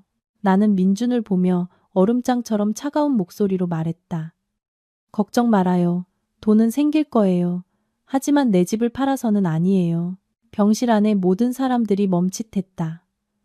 3명의 남자들도 의아한 눈빛으로 나를 쳐다보았다. 그게 무슨 소리야? 나는 휴대폰을 꺼내 버튼 하나를 눌렀다. 병실 벽에 걸린 TV 화면이 즉시 그날 밤의 CCTV 영상으로 바뀌었다. 한 장면 한 장면이 선명하게 펼쳐졌다. 민준이 몸을 일으키고 휴대폰을 보고 치킨을 먹고 맥주를 마시는 모습. 유미가 옆에 바싹 붙어 앉아 집을 파는 이야기, 빚 이야기, 나를 속이는 계획에 대해 나누는 대화가 조용한 병실 안에 또렷하게 울려 퍼졌다. 시어머니가 비명을 질렀다. 세상에, 이게 다 뭐니? 민준아, 네가 무슨 짓을 한 거야? 민수는 그 자리에 얼어붙었고 유미는 새하얗게 질려 벽으로 뒷걸음질 쳤다. 민주는 더 이상 신음할 수 없었다. 그는 공황 상태에 빠져 벌떡 일어나다가 부러진 다리를 침대에 세게 부딪혔다. 서연아, 내 말 좀 들어봐. 이건 오해야. 오해? 내가 비웃었다. 나를 속여 집을 팔게 하려던 게 오해예요? 아니면 당신이랑 유미가 내 돈으로 빚 갚을 궁리한 게 오해예요? 사채업자 3명은 서로를 쳐다보더니 리더 격인 남자가 고개를 끄덕이며 작게 웃었다. 하, 민준 씨 배짱이 이 정도일 줄은 몰랐네요. 나는 그들을 향해 돌아섰다. 그가 당신들에게 빚진 돈은 그가 도박으로 빌린 돈입니다. 저는 관련 없지만 이미 변호사 그리고 경찰과 이야기했습니다. 모든 증거는 이미 넘어갔습니다. 여기서 더 소란을 피우면 불리해지는 건 그 사람 혼자만이 아닐 겁니다. 남자는 눈을 가늘게 뜨고 나를 오랫동안 쳐다보다가 웃음을 터뜨렸다. 좋습니다. 대개 집안일에 저희가 더는 끼어들지 않죠. 하지만 민준 씨, 우리한테 빚진 건 갚아야 합니다. 이번이 마지막 기회입니다. 그들은 뒤돌아 미련 없이 떠났다. 병실은 무거운 침묵에 잠겼다. 시어머니는 울부짖으며 민준의 가슴을 쳤다. 이놈아, 이 어미를 죽이려고 작정했구나. 네가 어쩌다 이 지경까지 됐어. 민수는 실망과 고통이 뒤섞인 눈빛으로 민준을 보았다.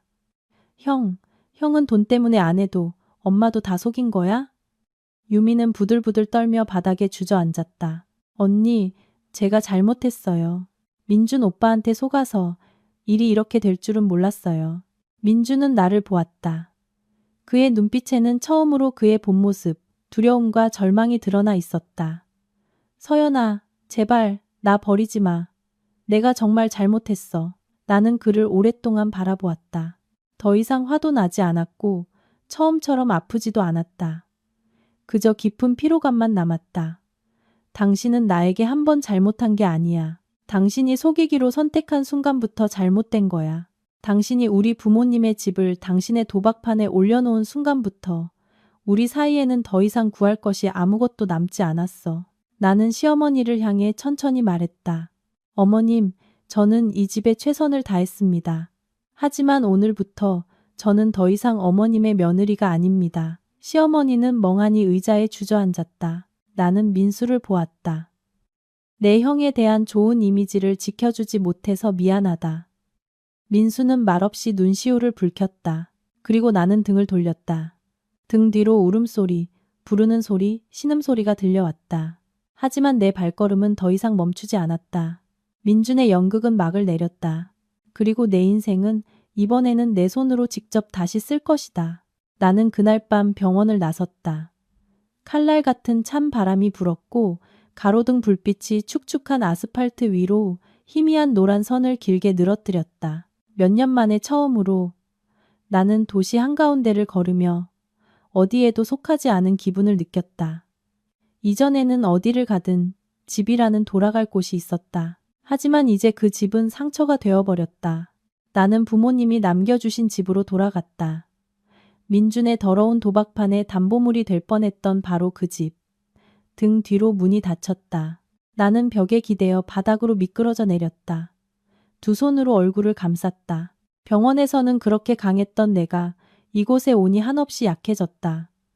내 눈물은 더 이상 민준을 향한 연민 때문이 아니었다. 어리석었던 지난 세월의 나 자신을 위한 눈물이었다. 다음 날 아침, 나는 아주 일찍 일어나 박 변호사에게 전화했다. 단호하게 말했다. 가능한 한 빨리 이혼 절차를 마무리해 주세요. 단 하루도 더 얽히고 싶지 않습니다. 박 변호사는 잠시 침묵하다 답했다. 걱정 마십시오. 이 모든 증거가 있으면 이혼과 재산 분할은 매우 명확하게 처리될 겁니다. 당신은 그의 빚에 대해 어떤 책임도 지지 않아도 됩니다. 나는 보이지 않겠지만 고개를 끄덕였다. 지금 내게 필요한 것은 서류상의 승패가 아니라 민준의 인생에서 벗어날 명확한 경계선이었다. 점심때 민수가 우리 집으로 찾아왔다. 그는 현관 앞에서 오랫동안 망설이다 배를 눌렀다. 내가 문을 열자 민수는 고개를 푹 숙였다. 형수님 죄송합니다. 형이 그럴 줄은 몰랐어요. 알았다면 제가. 나는 민수를 보며 슬픔과 연민을 동시에 느꼈다. 널 탓하지 않아. 넌 잘못 없어. 잘못은 그 사람이야. 민수가 망설이며 말했다. 어머니가 어젯밤 병원에서 많이 우셨어요. 형수님을 압박했던 걸 후회하신대요. 오늘 아침에 저더러 대신 사과해달라고 하셨어요. 나는 잠시 말을 잃었다. 어제의 고통스러운 시어머니 얼굴을 떠올리니 나는 그녀를 온전히 미워할 수 없었다. 그녀는 악한 것이 아니라 자식 때문에 눈이 멀었을 뿐이었다. 어머니께 전해드려. 난 괜찮다고. 하지만 나와 민준 씨 사이의 일은 누구도 되돌릴 수 없다고.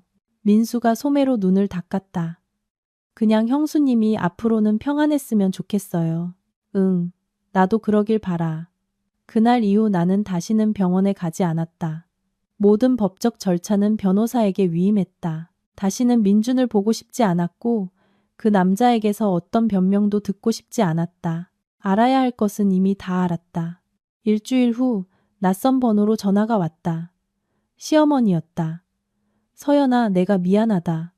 내가 잘못했어. 내 아들만 믿고 널 고생시켰구나. 이제야 가장 고통스러웠던 사람이 너라는 걸 알겠다. 그녀의 목소리는 떨렸고 힘겨운 숨소리가 섞여 있었다. 나는 오랫동안 침묵하다 답했다. 어머님, 저는 어머님을 원망하지 않아요. 하지만 다시 돌아갈 수는 없어요. 저 너무 지쳤어요. 전화기 저편에서 그녀의 목소리가 끊기더니 아주 작은 울음소리만 들려왔다. 나는 전화를 끊었다. 마음이 돌덩이처럼 무거웠다. 어떤 고통은 증오에서 오는 것이 아니라 돌아갈 길이 없다는 사실에서 온다. 법정에 가는 날 민주는 호송차를 타고 왔다. 그는 이전보다 훨씬 말라 있었고 얼굴에는 예전의 오만함이 사라져 있었다. 나를 보자 그의 눈에 희미한 희망의 빛이 스쳤다. 서연아, 내가 잘못한 거 알아. 판사님께 나한테 기회를 한 번만 달라고 말해줘. 나는 그를 보지 않고 판사를 똑바로 쳐다보며 침착한 목소리로 내 진술서를 읽어 내려갔다. 한 문장 한 문장이 나와 민준 사이에 남은 모든 것을 칼로 베어내는 것 같았다.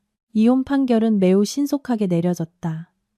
우리는 법적으로 부부관계를 완전히 끝냈다.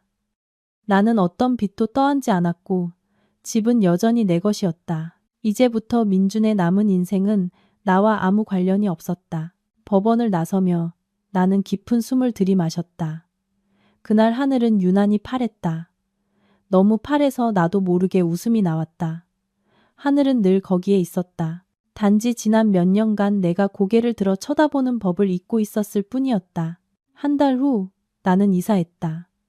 추억이 두려워서가 아니라 다른 곳에서 다시 시작하고 싶었기 때문이다. 나는 새로운 지점으로 발령을 신청했다. 바쁜 업무는 내가 과거의 생각에 잠길 시간을 주지 않았다. 어느 날 저녁 퇴근길에 나는 슈퍼마켓 앞에서 유미와 마주쳤다. 그녀는 많이 말라 있었고 얼굴에는 예전의 화장기가 없었다. 나를 보자 유미는 얼어붙은 듯 그 자리에 섰다. 서연, 언니. 나는 그다지 놀라지 않고 고개를 끄덕였다. 언니, 죄송해요. 용서해달라고 할 자격도 없어요. 그냥 제가 정말 잘못했다고 말씀드리고 싶었어요. 나는 유미를 보며 더 이상 미움이 느껴지지 않았다. 내가 겪은 일은 원망의 한계를 넘어섰다. 넌 아직 젊어. 한 번 실수하고 한 번 대가를 치렀으니 교훈으로 삼아 다시는 실수하지 마. 유미가 울음을 터뜨리며 계속 고개를 끄덕였다. 나는 뒤돌아보지 않고 자리를 떴다. 내게 유미는 과거의 일부가 되었을 뿐 그 이상도 그 이하도 아니었다. 그날 밤 나는 새집 발코니에 혼자 앉아 뜨거운 차를 마시며 거리에 점점 줄어드는 차들을 바라보았다. 바람이 부드럽게 불었고 마음은 이상할 정도로 고요했다. 더 이상 쥐어짜는 듯한 고통도 분노도 자책도 없었다. 마치 폭풍이 지나간 뒤 옅은 구름만 남은 하늘처럼 가벼운 공허함만이 존재했다. 나는 아직 완전히 회복되지 않았다는 것을 알았지만 올바른 방향으로 가고 있다는 것도 알았다. 이 세상은 혹독하지만 공평하기도 했다. 그것은 내게서 남편을 앗아갔지만 대신 나 자신을 돌려주었다. 예전보다 훨씬 더 냉철하고 단단해진 나를. 유미와의 우연한 만남 이후 내 마음은 과거의 어떤 파도에도 흔들리지 않을 만큼 잔잔해졌다고 생각했다. 하지만 인생은 그렇게 쉽게 사람을 놓아주지 않았다. 어느 월요일 아침 내가 막 사무실에 도착했을 때 안내 데스크 직원이 전시댁 쪽 사람이 나를 찾아왔다고 말했다. 나는 순간 심장이 뱉는 듯했고 불길한 예감이 스쳐 지나갔다. 내 사무실 문 앞에 서 있는 사람은 시어머니였다. 마지막으로 뵈었을 때보다 훨씬 더 야위어 있었다. 머리카락은 거의 하얗게 새었고 허리는 굽어 있었다. 이미 주름이 많던 눈가는 피로로 더욱 깊게 패여 있었다. 나를 보자 그녀는 무언가 말하려다 그만두었다. 한참 후에야 그녀가 입을 열었다. 서연아, 잠시만 얘기 좀 할 수 있을까? 나는 몇 초간 침묵하다 고개를 끄덕였다. 더 이상 그녀를 원망하지는 않았지만 예전처럼 어머니라고 부를 만큼 가깝지도 않았다. 우리는 회사 앞 작은 찻집에 앉았다. 그녀는 낡은 청가방을 꽉 쥔 채 떨리는 목소리로 말했다. 민준이가 빚 문제로 추가 조사를 받으러 다른 교도소로 이송될 것 같단다. 형량이 더 늘어날 수도 있다고 하더구나. 나는 낡은 나무 테이블을 바라보며 대답하지 않았다. 요즘 며칠 동안 계속 너를 만나고 싶다고 하더구나. 이송되기 전에 딱 한 번만이라도 너랑 얘기하고 싶다고. 엄마가 너한테 부탁할 자격이 없는 건 알지만 그래도 내가 걔 엄마잖니. 차마 외면할 수가 없구나. 그녀는 고개를 깊이 숙였다. 나는 그녀의 목소리에서 예전의 강요가 아닌 길을 잃은 아들을 보며 아무것도 할 수 없는 어머니의 쓰라린 무력감만을 느낄 수 있었다. 의사 말이 애가 쇠약해져서 정신적으로도 불안정하대. 혹시라도 나쁜 생각이라도 할까봐. 엄마는 그게 무섭다. 그 말을 듣자 내 심장이 살짝 조여왔다. 민준이 나에게 얼마나 큰 상처를 주었든 그가 막다른 길을 선택하는 것은 원치 않았다. 오랫동안 침묵한 끝에 나는 천천히 말했다. 딱 한 번만 만나러 가겠습니다. 시어머니의 눈이 구원받은 듯 빛났다. 그녀는 가슴 앞에서 두 손을 모았다. 고맙다. 진심으로 고맙다. 이틀 후 나는 구치소로 갔다. 등 뒤로 철문이 닫히는 소리가 차갑고 무겁게 울렸다. 좁은 면회실에서 나는 두꺼운 유리창을 사이에 두고 민준과 마주 앉았다. 그는 깡말라 있었고 두 눈은 대텟다. 나를 보자. 민주는 자기 눈을 믿지 못하는 듯했다. 서연아, 네가 정말 와줬구나. 나는 가볍게 고개를 끄덕이며 평온한 목소리로 말했다. 만나고 싶다고 해서 왔어요. 할 말 있으면 빨리 해요. 민주는 고개를 숙였다. 어깨가 살짝 떨렸다. 잠시 후 그가 고개를 들었다. 눈이 붉게 충혈되어 있었다. 내가 변명할 말이 없다는 거 알아. 그냥 미안하다고 한마디 하고 싶었어. 내가 네 인생을 망쳤어. 나는 그의 눈을 깊이 들여다보았다. 더 이상 분노도 쓰라림도 없었다. 그저 아주 희미한 피로감만이 느껴졌다. 지금 와서 미안하다고 한들 뭐가 달라지나요? 민주는 고개를 저었다. 눈물이 뚝뚝 떨어졌다. 달라지지 않아. 하지만 이 말을 하지 않으면 남은 세월을 견딜 수 없을 것 같아서 나는 오랫동안 침묵했다. 그 순간 나는 문득 깨달았다. 내 앞에 앉아있는 남자는 더 이상 내가 사랑했던 민준도 영상 속의 사기꾼도 아니었다. 그는 지금 그저 자신의 결과물 앞에 완전히 발가벗겨진 패배한 남자일 뿐이었다. 서연아, 만약 시간을 되돌릴 수 있다면 차라리 널 만나지 말았으면 좋았을 거야. 널 만나서 이렇게 아프게 하느니. 나는 희미하게 웃었다. 뒤늦은 수락 같은 미소였다. 만나지 않았다면 아마 저는 잘못된 믿음이 무엇인지, 무너진 뒤에 일어서는 법이 무엇인지 몰랐을 거예요. 당신은 제게 아주 비싼 교훈을 줬지만 저는 이미 값을 다 치렀어요. 남은 건 당신이 알아서 감당해요. 민주는 마지막 만남에 내 모습을 새기려는 듯 나를 뚫어져라 쳐다보았다. 그의 목소리는 갈라져 있었다. 서연아, 잘 지낼 거지? 물론이죠. 나는 짧게 답했다. 나는 자리에서 일어나 유리창에 손을 얹고 마지막 말을 했다. 우리 여기서 끝내요, 민준 씨. 더 이상 당신을 미워하지는 않지만 돌아갈 수도 없어요. 그도 유리창 반대편에 손을 얹었다. 두 손은 결코 넘을 수 없는 거리에서 마주 닿았다. 나는 등을 돌렸다. 마음이 한결 가벼웠다. 구치소 문을 나서자 저녁 햇살이 내 얼굴 위로 이상할 정도로 따뜻하게 쏟아졌다. 나는 내 인생의 한 장을 완전히 닫았다는 것을 알았다. 그 후 시간은 평온하게 흘렀다. 업무는 안정되었고 나는 새로운 직책으로 승진했다. 압박감은 더했지만 노력에 대한 합당한 보상이었다. 민수는 가끔 내게 안부를 물었다. 시어머니가 많이 쇠약해지셨고 건강이 예전 같지 않다고 했다. 나는 민수에게 나를 대신해 어머니를 잘 돌봐달라고 부탁했을 뿐 다시 과거로 돌아갈 용기는 없었다. 어느 날 저녁 낯선 번호로 메시지가 왔다. 서연 언니, 저 유미예요. 다른 지방에서 일하게 돼서 계약했어요. 가기 전에 언니가 저를 막다른 길로 몰지 않아줘서 고맙다고 말하고 싶었어요. 나는 메시지를 오랫동안 바라보다 짧게 답했다. 착하게 살아, 유미야. 그거면 됐어. 나는 휴대폰을 덮었다. 마음이 고요해졌다. 모든 사람은 자신이 선택한 길을 스스로 걸어가야 한다. 나는 더 이상 누구의 짐도 짊어질 책임이 없었다. 그날 밤 나는 새 아파트 발코니에 혼자 서서 도시의 불이 켜지는 것을 바라보았다. 수천 개의 작은 창문에서 새어나오는 빛이 어두운 하늘의 인공적인 별처럼 반사되었다. 나는 문득 깨달았다. 인생이 아무리 어두워도 빛은 항상 존재한다는 것을. 단지 눈을 떠서 보려고 하느냐의 문제일 뿐이다. 나는 한때 다른 사람의 실수 속에서 살았지만 이제부터는 나 자신의 선택 속에서 살 것이다. 구치소에서 민준을 만난 후 내 마음속에 무거운 문 하나가 닫힌 듯했다. 잠 못 이루는 밤이 줄어들었고 가슴 속에 은근한 통증도 덜해졌다. 나는 자유롭지만 고독한 혼자인 여성의 새로운 삶의 리듬에 익숙해지기 시작했다. 아침에는 출근하고 저녁에는 퇴근하며 주말에는 가끔 동료들과 커피를 마셨다. 인생은 소란스럽지도 비극적이지도 않았지만 더 이상 장밋빛 환상도 없었다.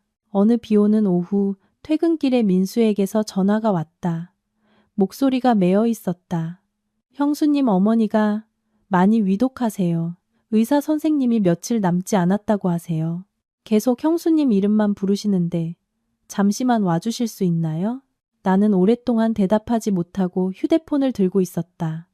밖에는 굵은 빗방울이 차창을 때리는 소리가 건조하게 들렸다. 다시는 돌아가지 않겠다고 수없이 다짐했지만 이성과 인간적인 정 사이에서 나는 여전히 마음이 약한 사람이었다. 주소 보내줘. 갈게. 예전에 그 병원, 익숙한 소독약 냄새. 내가 병실에 들어섰을 때 시어머니는 침대에 미동도 없이 누워 있었다. 얼굴은 초췌했고 눈은 촉했으며 숨소리는 끊어질 듯 가냘팠다. 민수가 침대 옆에서 그녀의 손을 잡고 있다가 나를 보고 벌떡 일어났다. 형수님, 나는 고개를 끄덕이며 다가갔다. 시어머니는 힘겹게 눈을 떴다. 나를 보자 그녀의 눈빛에 희미한 빛이 돌았다. 서연아, 왔구나.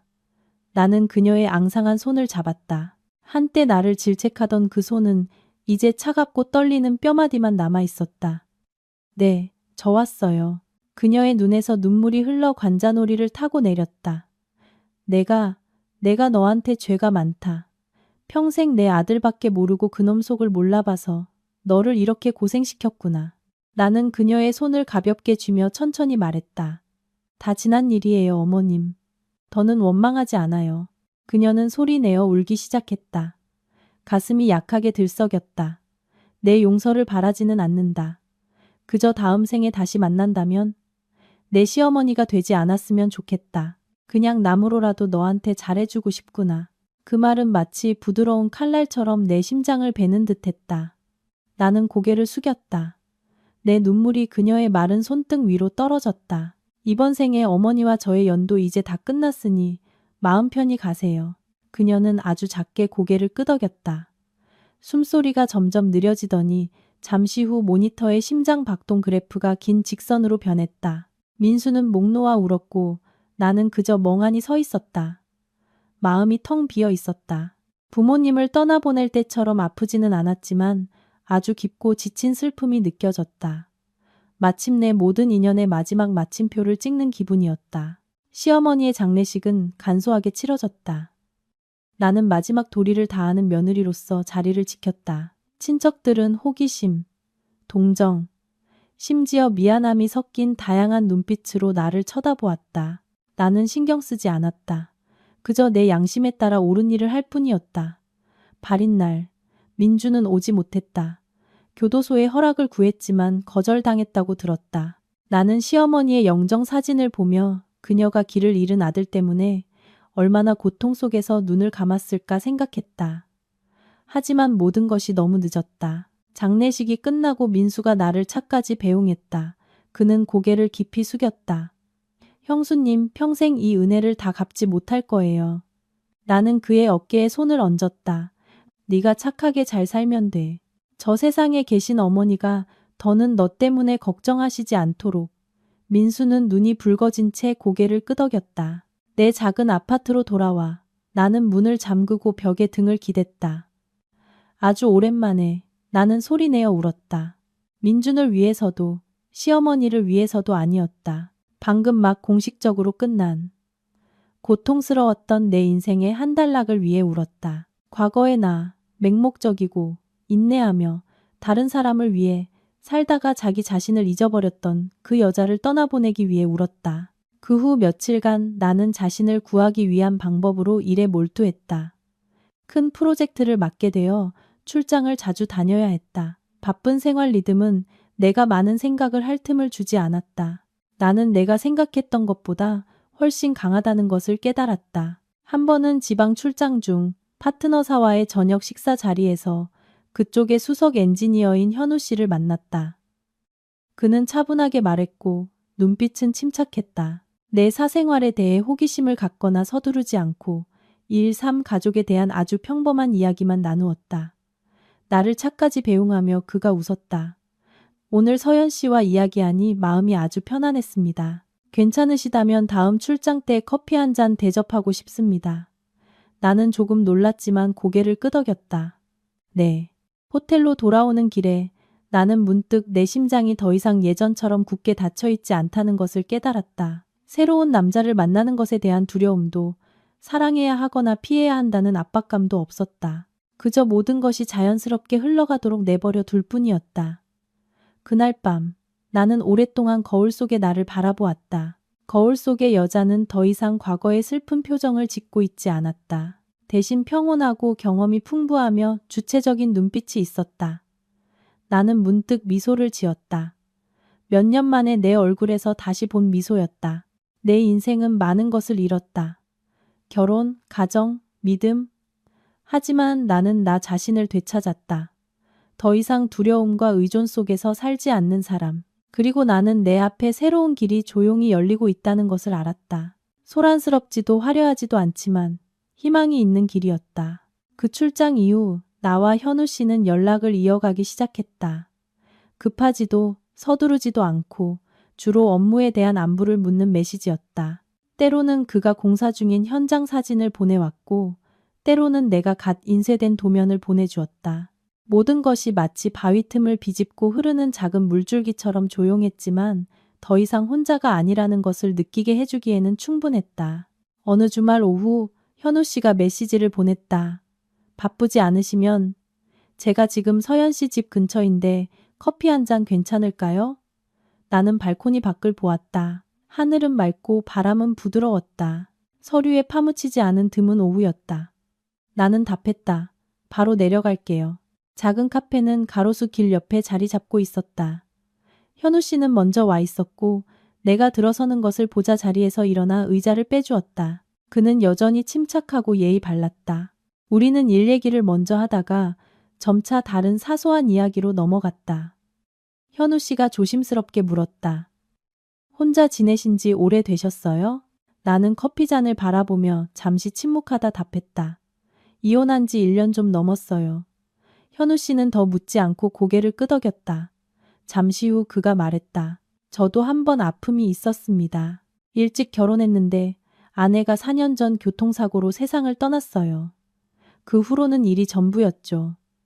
나는 처음으로 그의 눈에서 깊은 슬픔을 보았다. 하지만 비통함이 아니라 잔잔한 호수 같은 고요함이었다. 나는 그가 왜 어떤 일에도 서두르지 않는지 문득 이해했다. 우리는 더 이상 그 이야기를 꺼내지 않았다. 굳이 말로 드러낼 필요가 없는 아픔이 있다는 것을 암묵적으로 이해하는 듯했다. 그날 이후 현우 씨는 가끔 나를 찾아왔다. 과일 한 봉지를 가져다 주기도 하고 저녁에 따뜻한 우유 한 잔을 건네주기도 했다. 그는 내 삶에 깊이 들어오지도 무언가를 요구하지도 않았다. 그는 적절한 때에 와서 적절한 때에 돌아갔다. 그 절제력이 나를 안심시켰다. 어느 날 민수에게서 전화가 왔다. 그의 말은 나를 멍하게 만들었다. 민준이 형, 교도소에서 뇌졸중으로 쓰러져서 지금 응급실에 있어요. 나는 오랫동안 말이 없었다. 잊었다고 생각했던 과거의 기억이 먼지처럼 피어올랐다. 형수님, 굳이 안 오셔도 돼요. 그냥 알려드려야 할 것 같아서요. 민수가 서둘러 덧붙였다. 나는 오랫동안 창가에 서서 오가는 사람들을 바라보았다. 마음 한편에서는 외면하고 싶었지만 다른 한편에서는 그를 남편이라 불렀던 세월이 떠올랐다. 결국 나는 한숨을 쉬었다. 병원 주소가 어디야? 잠깐 들를게. 이번에는 아내도 가족도 아닌 그저 옛 인연이 과거의 한 페이지를 찾아가는 심정으로 가는 것이었다. 민주는 병상에 누워 있었다. 몸은 앙상했고 얼굴 반쪽은 마비되어 일그러져 있었다. 나를 보자 그의 눈이 커지고 입술이 떨렸지만 말을 하지는 못했다. 민수가 옆에서 목이 맨 소리로 말했다. 의사 선생님이 위기는 넘겼지만 반신불수가 될 수도 있대요. 나는 민준을 보며 생각보다 마음이 아프지 않았다. 그저 옅은 연민이 느껴졌다. 마치 낯선 사람이 자신의 선택에 대한 결과를 감당하는 것을 보는 듯했다. 나는 다가가 그의 눈을 똑바로 보며 그가 들을 수 있을 만큼 천천히 말했다. 민준 씨, 내 말 들려요? 남은 인생 잘 살아요. 당신과 나 사이의 과거는 더 이상 원망하지 않지만 돌아갈 수도 없어요. 더 이상 미련 갖지 말아요. 민준의 일그러진 눈가에서 눈물 한 방울이 흘러내렸다. 그것이 진정한 후회인지 아니면 장애를 안고 살아가야 할 미래에 대한 두려움인지 나는 더 이상 구별하려 애쓰지 않았다. 병원을 나서자 이상한 기분이 들었다. 완전히 가벼워진 것은 아니었지만 무겁지도 않았다. 마치 오랫동안 어깨에 메고 있던 짐을 내려놓은 것처럼 흔적은 남았지만 적어도 손은 자유로워진 기분이었다. 그날 저녁, 현우 씨가 아파트 아래서 나를 기다리고 있었다. 내가 내려오는 것을 보고 그는 나를 유심히 쳐다보았다. 피곤해 보여요. 나는 별말 없이 가볍게 고개를 끄덕였다. 그는 그저 차문을 열어주고 히터를 켜준 뒤 조용히 운전했다. 그 침묵이 나를 외롭게 하지 않고 오히려 안전하게 느껴졌다. 집 앞에 차가 멈췄을 때 그가 말했다. 이야기할 사람이 필요하면 제가 여기 있어요. 나는 그를 돌아보았다. 가로등 불빛이 그의 온화하고 든든한 얼굴을 비추었다. 몇 년 만에 처음으로 내 심장이 아픔이 아닌 조심스럽지만 진실된 따뜻함으로 뛰는 것을 느꼈다. 고마워요. 내가 나지막이 말했다. 그는 더 말하라고 강요하지 않고 고개를 끄덕였다. 그 후 며칠간 나는 삶의 모든 것을 다시 정리하느라 바빴다. 민수의 뜻에 따라 시어머니의 유골을 고향으로 옮겨드렸다. 나는 마지막으로 분향하고 새로 만든 무덤 앞에서 오랫동안 서 있었다. 더 이상 마음속으로 그녀를 어머니라 부르지는 않았지만 한때 가족이었던 사람으로서 고개를 숙였다. 돌아오는 길에 나는 현우 씨에게 메시지를 보냈다. 이제 좀 괜찮아졌어요.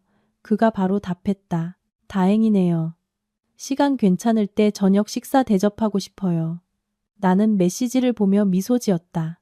예전처럼 망설이는 미소가 아니었다. 나는 더 이상 과거에 발목 잡히지 않고 한 걸음 더 나아갈 만큼 강해졌다는 것을 알았다. 내 인생은 한 번 무너졌지만 그 폐허 위에서 나는 내 손으로 모든 것을 다시 세우는 법을 배웠다. 그리고 이번에는 더 천천히, 하지만 더 단단하게 걸어갈 것이다. 현우 씨의 저녁 식사 제안 메시지에 나는 바로 답하지 않았다. 망설여서가 아니라 나 자신에게 분명히 묻고 싶었기 때문이다. 나는 아직도 무언가를 두려워하고 있는가? 나는 사랑을, 믿음을, 그리고 다시 시작하는 것조차 두려워했었다. 하지만 이제는 알았다. 두려움 때문에 마음의 문을 굳게 닫는다면 평생 방어만 하며 살게 될 것이라는 것을. 나는 그에게 답장했다. 주말에 시간 괜찮아요. 현우 씨는 간결하게 네라고만 답했다. 하지만 그것만으로도 내 마음이 따뜻해지는 것을 느끼기에는 충분했다. 주말에 우리는 강변의 작은 식당에서 만났다. 화려하지는 않았지만 강바람이 시원하게 불어왔고 노란 등불이 아늑한 분위기를 자아냈다. 현우 씨는 언제나처럼 먼저 와 있었다. 내가 들어서는 것을 보고 자리에서 일어나며 눈빛에 기쁨을 감추지 못했다. 오는 길에 힘들지 않았어요? 나는 고개를 저었다. 아니요, 택시 타니 금방이었어요. 우리는 간단한 음식을 주문하고 일 얘기나 과거 얘기 대신 아주 평범한 이야기들을 나누었다. 그의 고향 음식, 내가 어릴 적 부모님을 따라 시골에 갔던 추억, 아침에 커피를 마시는지, 차를 마시는지와 같은 사소한 것들까지. 나는 문득 아주 오랜만에 긴장하거나 경계하지 않고 한 남자와 대화할 수 있다는 것을 깨달았다. 식사가 끝나고 현우 씨는 나를 강가로 데려가 함께 걸었다.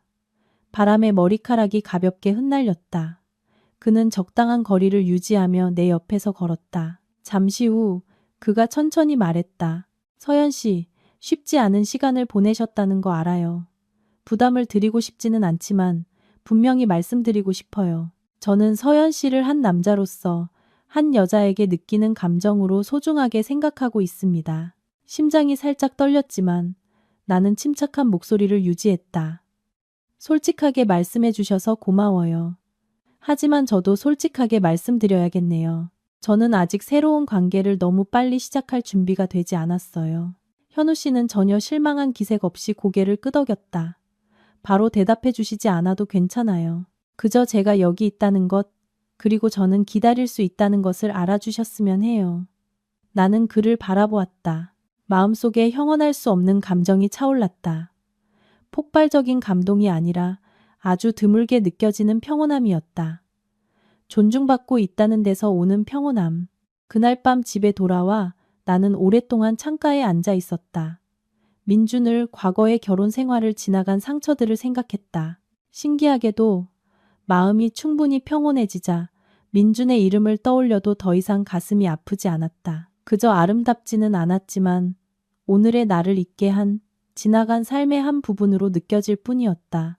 며칠 후 민수에게서 다시 전화가 왔다. 이번에는 목소리가 더 지쳐 있었다.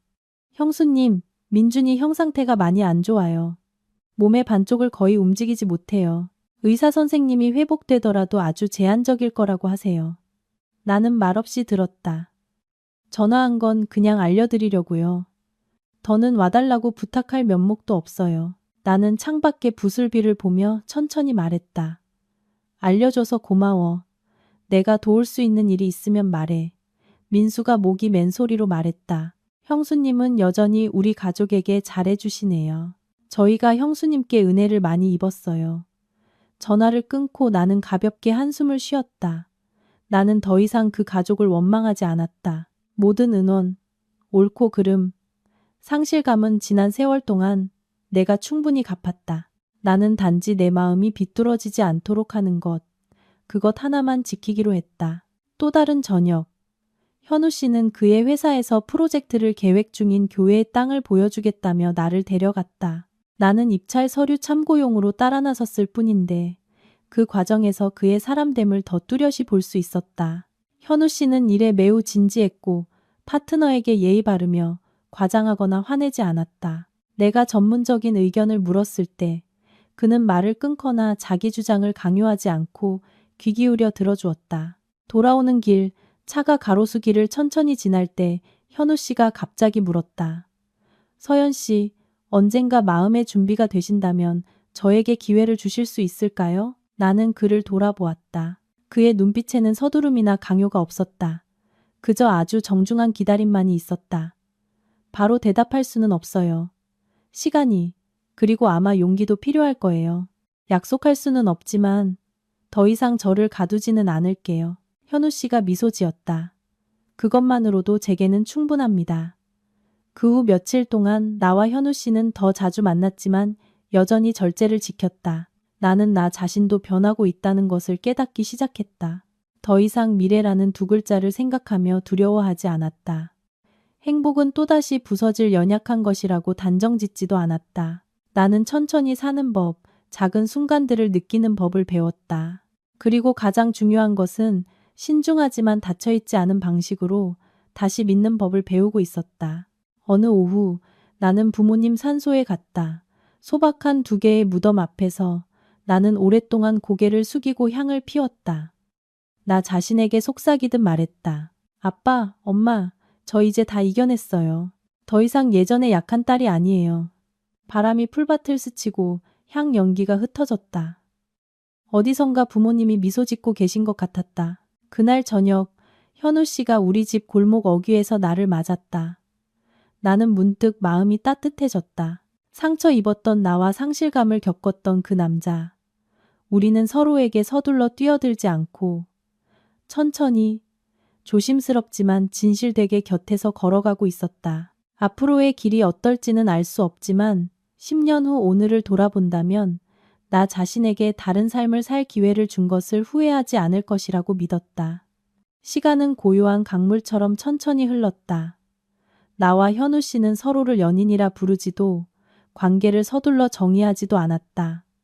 우리는 그저 서로의 삶에 조용히 존재했다. 길을 잃지 않을 만큼, 누구도 숨 막히게 하지 않을 만큼.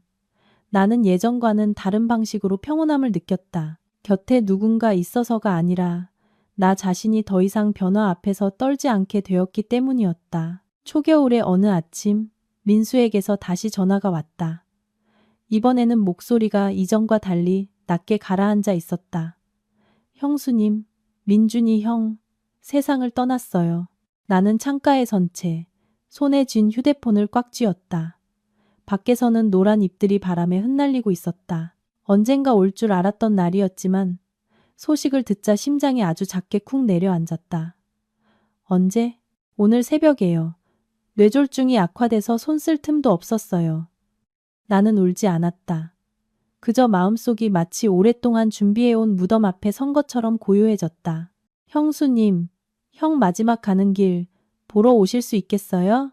민수는 망설이며 억지로 권하지 못하는 목소리로 물었다. 나는 몇 초간 침묵하다 말했다. 갈게. 전 아내로서가 아니라 인생의 한 시절을 함께 걸었던 사람으로서. 민준의 장례식은 크지 않았다. 친척 몇몇과 옛 지인들 뿐이었다. 내가 들어서자 민수는 나를 보고 눈시울을 붉혔다. 그는 내 손을 꽉 잡았다. 떨리고 있었다. 와주셔서 감사해요, 형수님. 나는 고개를 끄덕였다. 차가운 영안실에 민준이 누워 있었다. 얼굴은 단정하게 정리되어 이상할 정도로 평온해 보였다. 나는 오랫동안 그를 바라보았다. 더 이상 원망도 연민도 없었다. 그저 길을 잘못 들어 되돌아오지 못한 한 인생에 대한 희미한 안타까움만이 남았다. 시어머니는 더 이상 그의 마지막을 보고 울어줄 수 없었다. 민수가 부모님을 대신해 모든 것을 처리하고 있었다. 상복을 입고 분주하게 움직이는 그를 보니 문득 안쓰러웠다. 인생은 짧은 몇 년 사이에 그에게서 너무 많은 것을 앗아갔다. 어머니, 형, 그리고 한때 존재했던 가정의 온기까지. 내가 민준의 영정 앞에 향을 피우며 마음속으로 나지막이 속삭였다. 이제 당신과 나 사이의 모든 빚은 끝났어요. 향 연기가 공중으로 피어올라 흩어졌다. 나는 몸을 돌려 떠났다. 발걸음이 더 이상 무겁지 않았다. 밖으로 나오자 어느새 현우 씨가 와서 조용히 나를 기다리고 있었다. 그는 묻지 않고 내 눈이 붉어진 것을 보고 손수건을 건넸다. 그 침묵의 존재감이 내 마음을 진정시켰다. 괜찮아요? 그가 조용히 물었다. 괜찮아요. 그냥 또 하나의 문을 닫았을 뿐이에요. 내가 답했다. 현우 씨는 고개를 끄덕이고 더 이상 아무 말도 하지 않았다. 그저 집으로 돌아오는 내내 내 곁을 지켜주었다.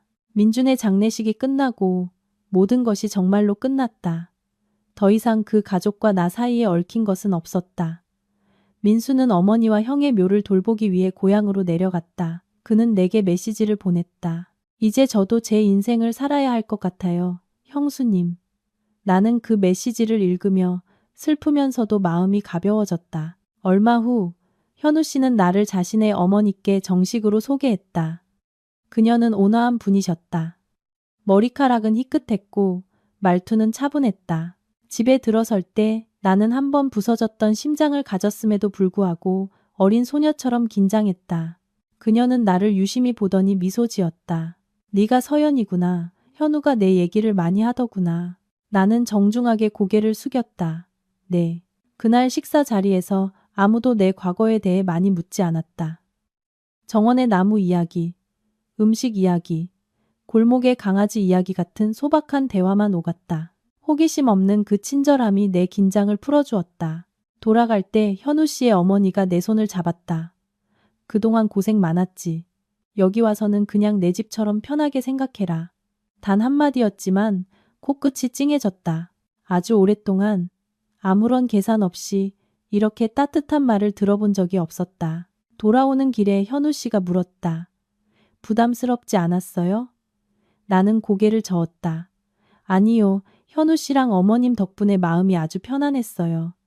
현우 씨가 웃었다. 눈빛이 한결 부드러워졌다. 서연 씨가 제 곁에서 평온함을 느끼셨으면 좋겠어요. 그날 밤 집에 돌아와 나는 오랫동안 거울 앞에 앉아 있었다. 거울 속의 여자는 몇 년 전에 나와는 달랐다. 더 이상 의심하지도 과도하게 방어하지도 않았다. 그저 성숙한 신중함만이 남아 있었다. 일주일 후 현우 씨가 내게 작은 상자를 건넸다. 그는 무릎을 꿇지도 화려한 프로포즈의 말을 하지도 않았다. 그저 나를 보며 차분한 목소리로 말했다. 서연 씨, 완벽한 삶을 약속할 수는 없어요. 하지만 속이지 않고 버리지 않고 필요할 때 함께 걷겠다고 약속할게요. 언젠가 다시 한 걸음 나아갈 준비가 되신다면 그 사람이 제가 되고 싶습니다. 상자 안에는 단순한 반지가 있었다. 커다란 다이아몬드가 박히지 않은 작고 섬세한 은반지였다. 나는 반지를 손에 들고 있었다. 마음속에 이상한 감정이 차올랐다.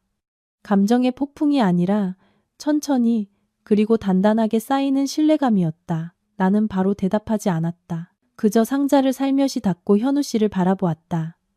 조금만 더 시간을 주세요. 현우 씨를 믿지 못해서가 아니라 온전한 마음으로 다가가고 싶어서요. 현우 씨는 전혀 실망한 기색 없이 고개를 끄덕였다. 기다릴 수 있어요. 나는 그 작은 상자를 가방에 넣고 자리를 떴다. 그날 밤 잠을 이루지 못했다. 내가 걸어온 길을 생각했다. 병상에 누운 남편을 기다리던 아내에서 새로운 행복의 기회 앞에 선 여자가 되기까지. 그 길은 폐허로 가득했다.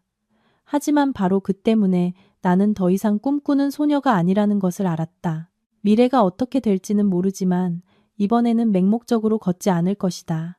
나는 냉철함과 흉터가 남은 상처와 그리고 딱 적당한 만큼의 희망을 가지고 걸어갈 것이다. 나는 그 작은 상자를 며칠 동안 서랍 안에 넣어두었다. 열어보지도 현우 씨에게 돌려주지도 않았다. 매일 저녁 일을 마치고 나면 책상 앞에 조용히 앉아 굳게 닫힌 서랍을 보며 마음이 흔들렸다. 현우 씨에 대한 감정이 망설여져서가 아니라 내 안에 아직 깊은 두려움이 남아 있었기 때문이었다. 또다시 믿음을 잘못된 곳에 둘까봐, 이제 막 싹트기 시작한 행복이 또 한 번의 파편이 될까봐. 어느 날 오후 회사에 있는데 민수에게서 전화가 왔다. 그는 고향에 완전히 정착해서 집 근처에 작은 오토바이 수리점을 열었다고 했다. 전화기 너머로 들려오는 그의 목소리는 훨씬 가벼워져 있었다. 저 그냥 천천히 살고 싶어요, 형수님. 여기서 버는 돈은 많지 않지만 마음은 더 편해요. 나는 그를 위해 기뻤다. 온갖 풍파를 겪은 민수의 삶이 마침내 자신만의 적당한 호흡을 찾은 것이다. 네가 착하게 살면 돼. 그러면 하늘이 돕지 않겠어.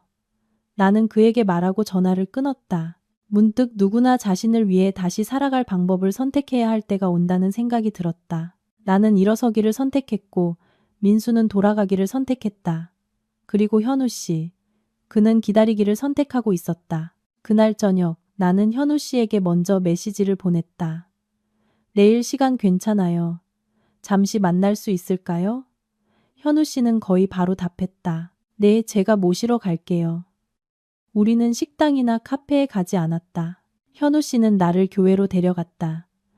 그곳에는 막 추수가 끝난 논을 따라 작은 흙길이 나 있었다. 늦은 오후 바람은 시원했고 맷집 마르는 냄새가 희미하게 풍겼다. 길가에서는 아이들이 연을 날리며 놀고 있었다. 맑은 웃음소리가 고요한 공간에 울려 퍼졌다. 현우 씨가 차를 세우고 내 문을 열어주었다.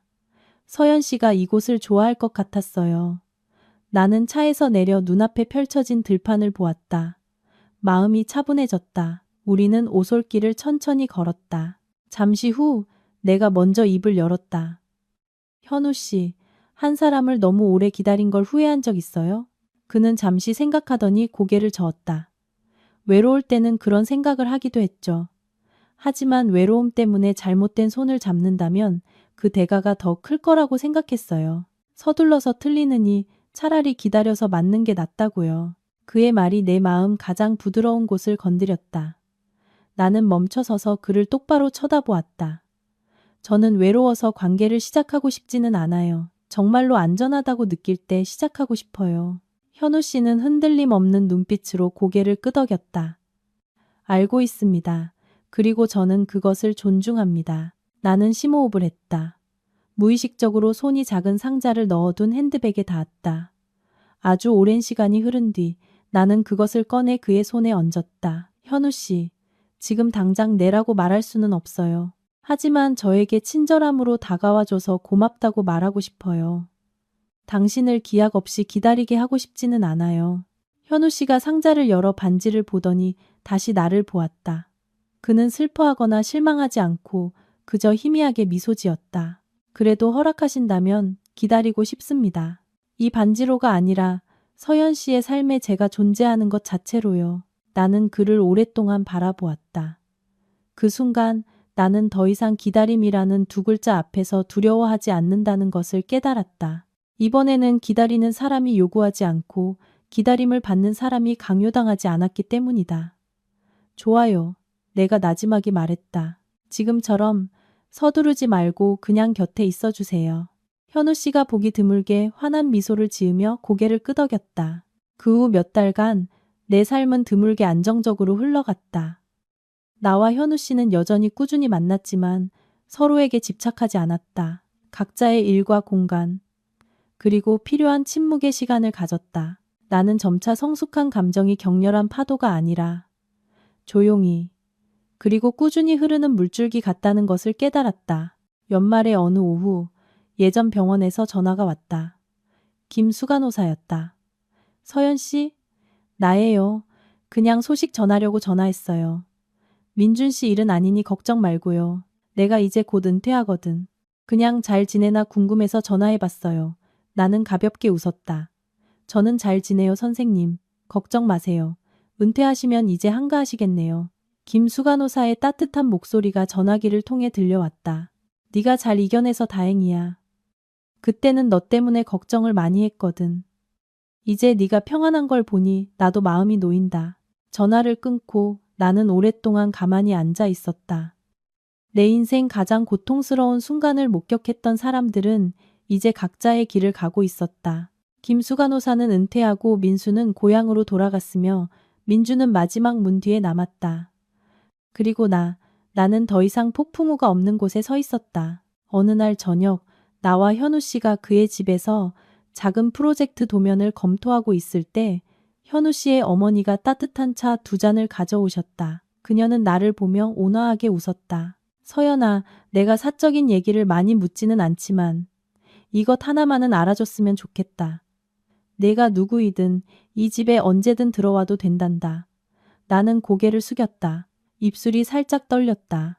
네, 감사합니다, 어머님. 나는 그녀가 아들을 대신해 말하는 것이 아니라는 것을 알았지만 그 말 한마디가 내게는 아주 큰 수용으로 다가왔다. 그날 밤 집에 돌아와 나는 서랍을 열고 작은 상자를 꺼냈다. 반지는 여전히 그 안에 조용히 누워 있었다. 화려하게 반짝이지 않고 그저 방의 불빛을 부드럽게 반사하고 있었다. 나는 문득 깨달았다. 어떤 약속은 말로 할 필요 없이 그저 충분한 인내심으로 마음에 간직하기만 하면 된다는 것을. 나는 아직 그 반지를 끼지 않았지만 처음으로 그것을 낄 수 있는 나를 생각하며 두려워하지 않았다. 그의 봄은 아주 더디게 왔다. 며칠 동안 이슬비가 계속 내렸다. 날씨는 쌀쌀했고 거리는 축축했으며 사람들의 마음도 작은 빗방울을 따라 차분해졌다. 나는 아파트 창가에 서서 드문드문 지나가는 차들을 바라보며 아주 오랜만에 마음이 이토록 평온하다는 것을 깨달았다. 더 이상 과거의 기억에 놀라 잠에서 깨는 밤도 이유 없이 가슴이 저려오는 일도 없었다. 모든 것이 정말로 가라앉은 듯했다. 그날 아침 나는 부모님 산소에 갔다. 무덤은 여전히 낡은 백단나무 아래 조용히 자리 잡고 있었다. 나는 향을 피우고 오랫동안 무릎을 꿇었다. 옅은 연기 속에서 나는 나지막이 속삭였다. 아빠, 엄마, 저 이제 다 이겨냈어요. 더 이상 원망과 두려움으로 가득 찬 여자가 아니에요. 나는 부모님께 현우 씨에 대해, 민수에 대해, 그리고 내가 걷고 있는 길에 대해 이야기했다.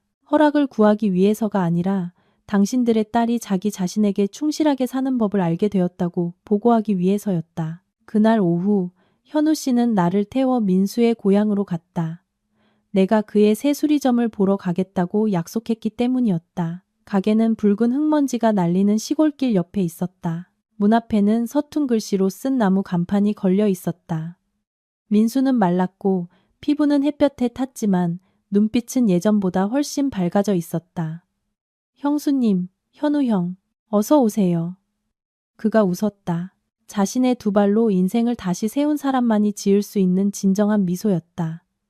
고객의 오토바이를 수리하는 민수를 보며 나는 문득 마음이 아주 가벼워졌다. 모든 사람은 결국 자신의 선택에 대한 대가를 치러야 하지만 다시 일어설 만큼의 선함이 남아있다면 다시 시작할 권리도 있다. 그날 저녁 현우 씨가 나를 집으로 데려다 주었다. 차에서 내리기 전에 나는 핸드백을 열어 작은 상자를 꺼냈다. 손에 꽉 쥐었다. 심장이 천천히 하지만 분명하게 뛰었다.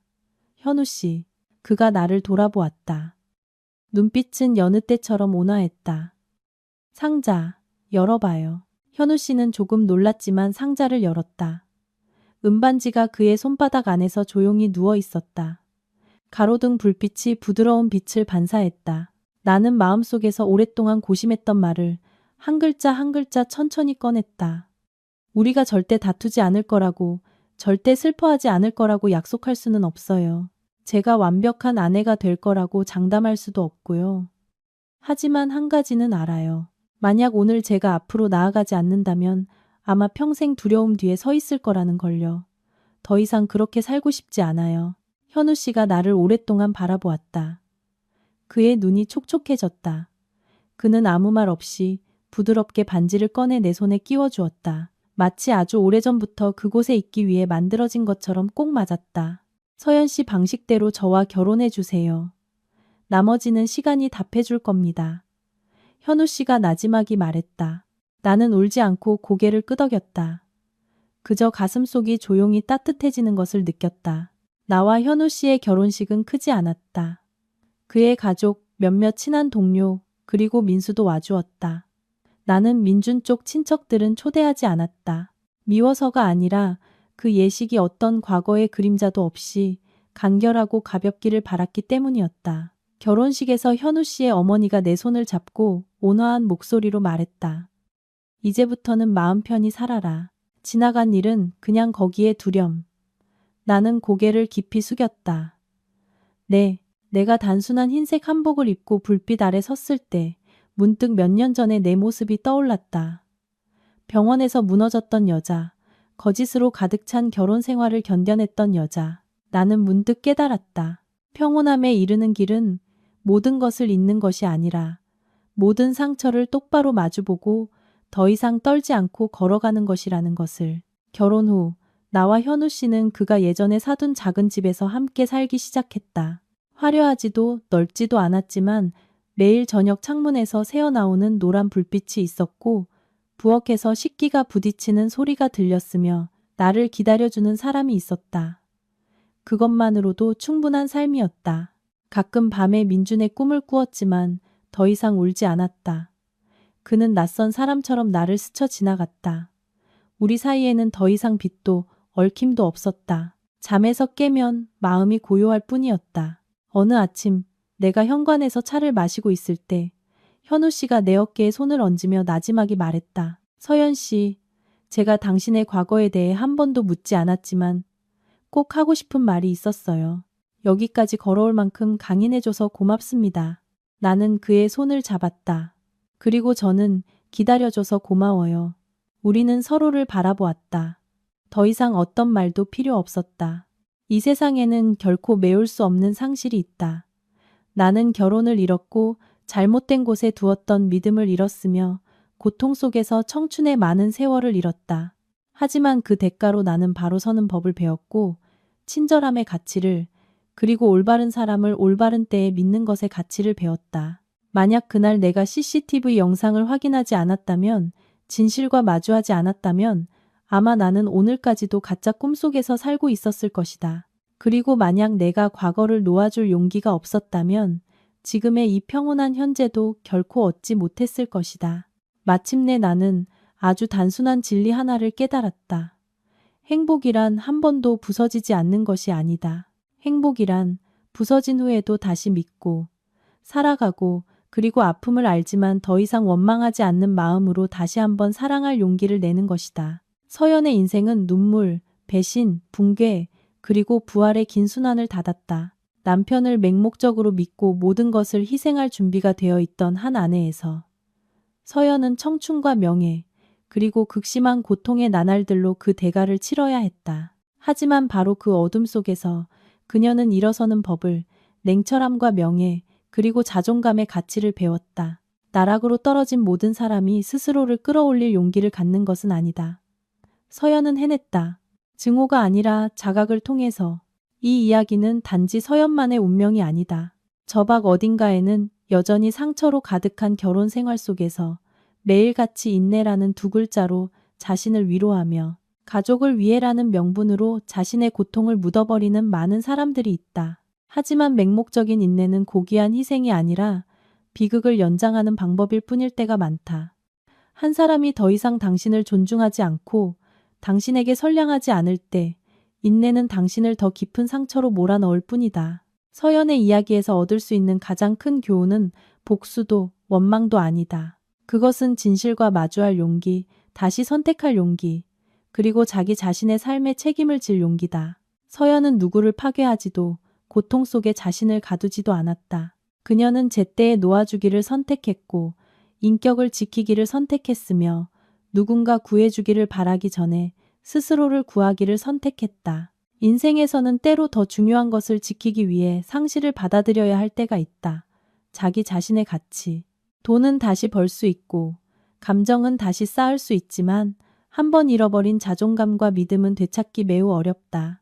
외로움이 두려워 유해한 관계에 매달리지 마라. 세상의 시선이 두려워 고통 속에 자신을 학대하지 마라. 서연이 다시 행복을 찾은 것은 그녀가 운이 좋아서가 아니라 그럴 자격이 있었기 때문이다. 그녀가 겪은 모든 고통 뒤에 찾아온 평온한 삶을 누릴 자격. 그녀의 새로운 행복은 보상에서 온 것이 아니라 성장에서 온 것이다. 만약 당신이 과거 서연과 같은 상황에 처해 있다면 기억하라.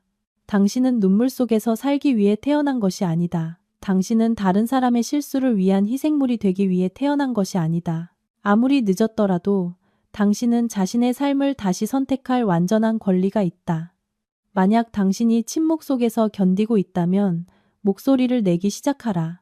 만약 당신이 노력이라는 두 글자로 자신을 속이고 있다면 멈춰서서 무엇을 위해 노력하고 있는지 자문해 보라. 그리고 만약 당신이 길을 잃었다면 당신이 자기 자신에게 충실하게 살고 싶어 하는 한 언제나 돌아올 길이 있다는 것을 믿어라. 때로는 손을 놓는 것이 상실이 아니라 새로운 삶의 시작이다.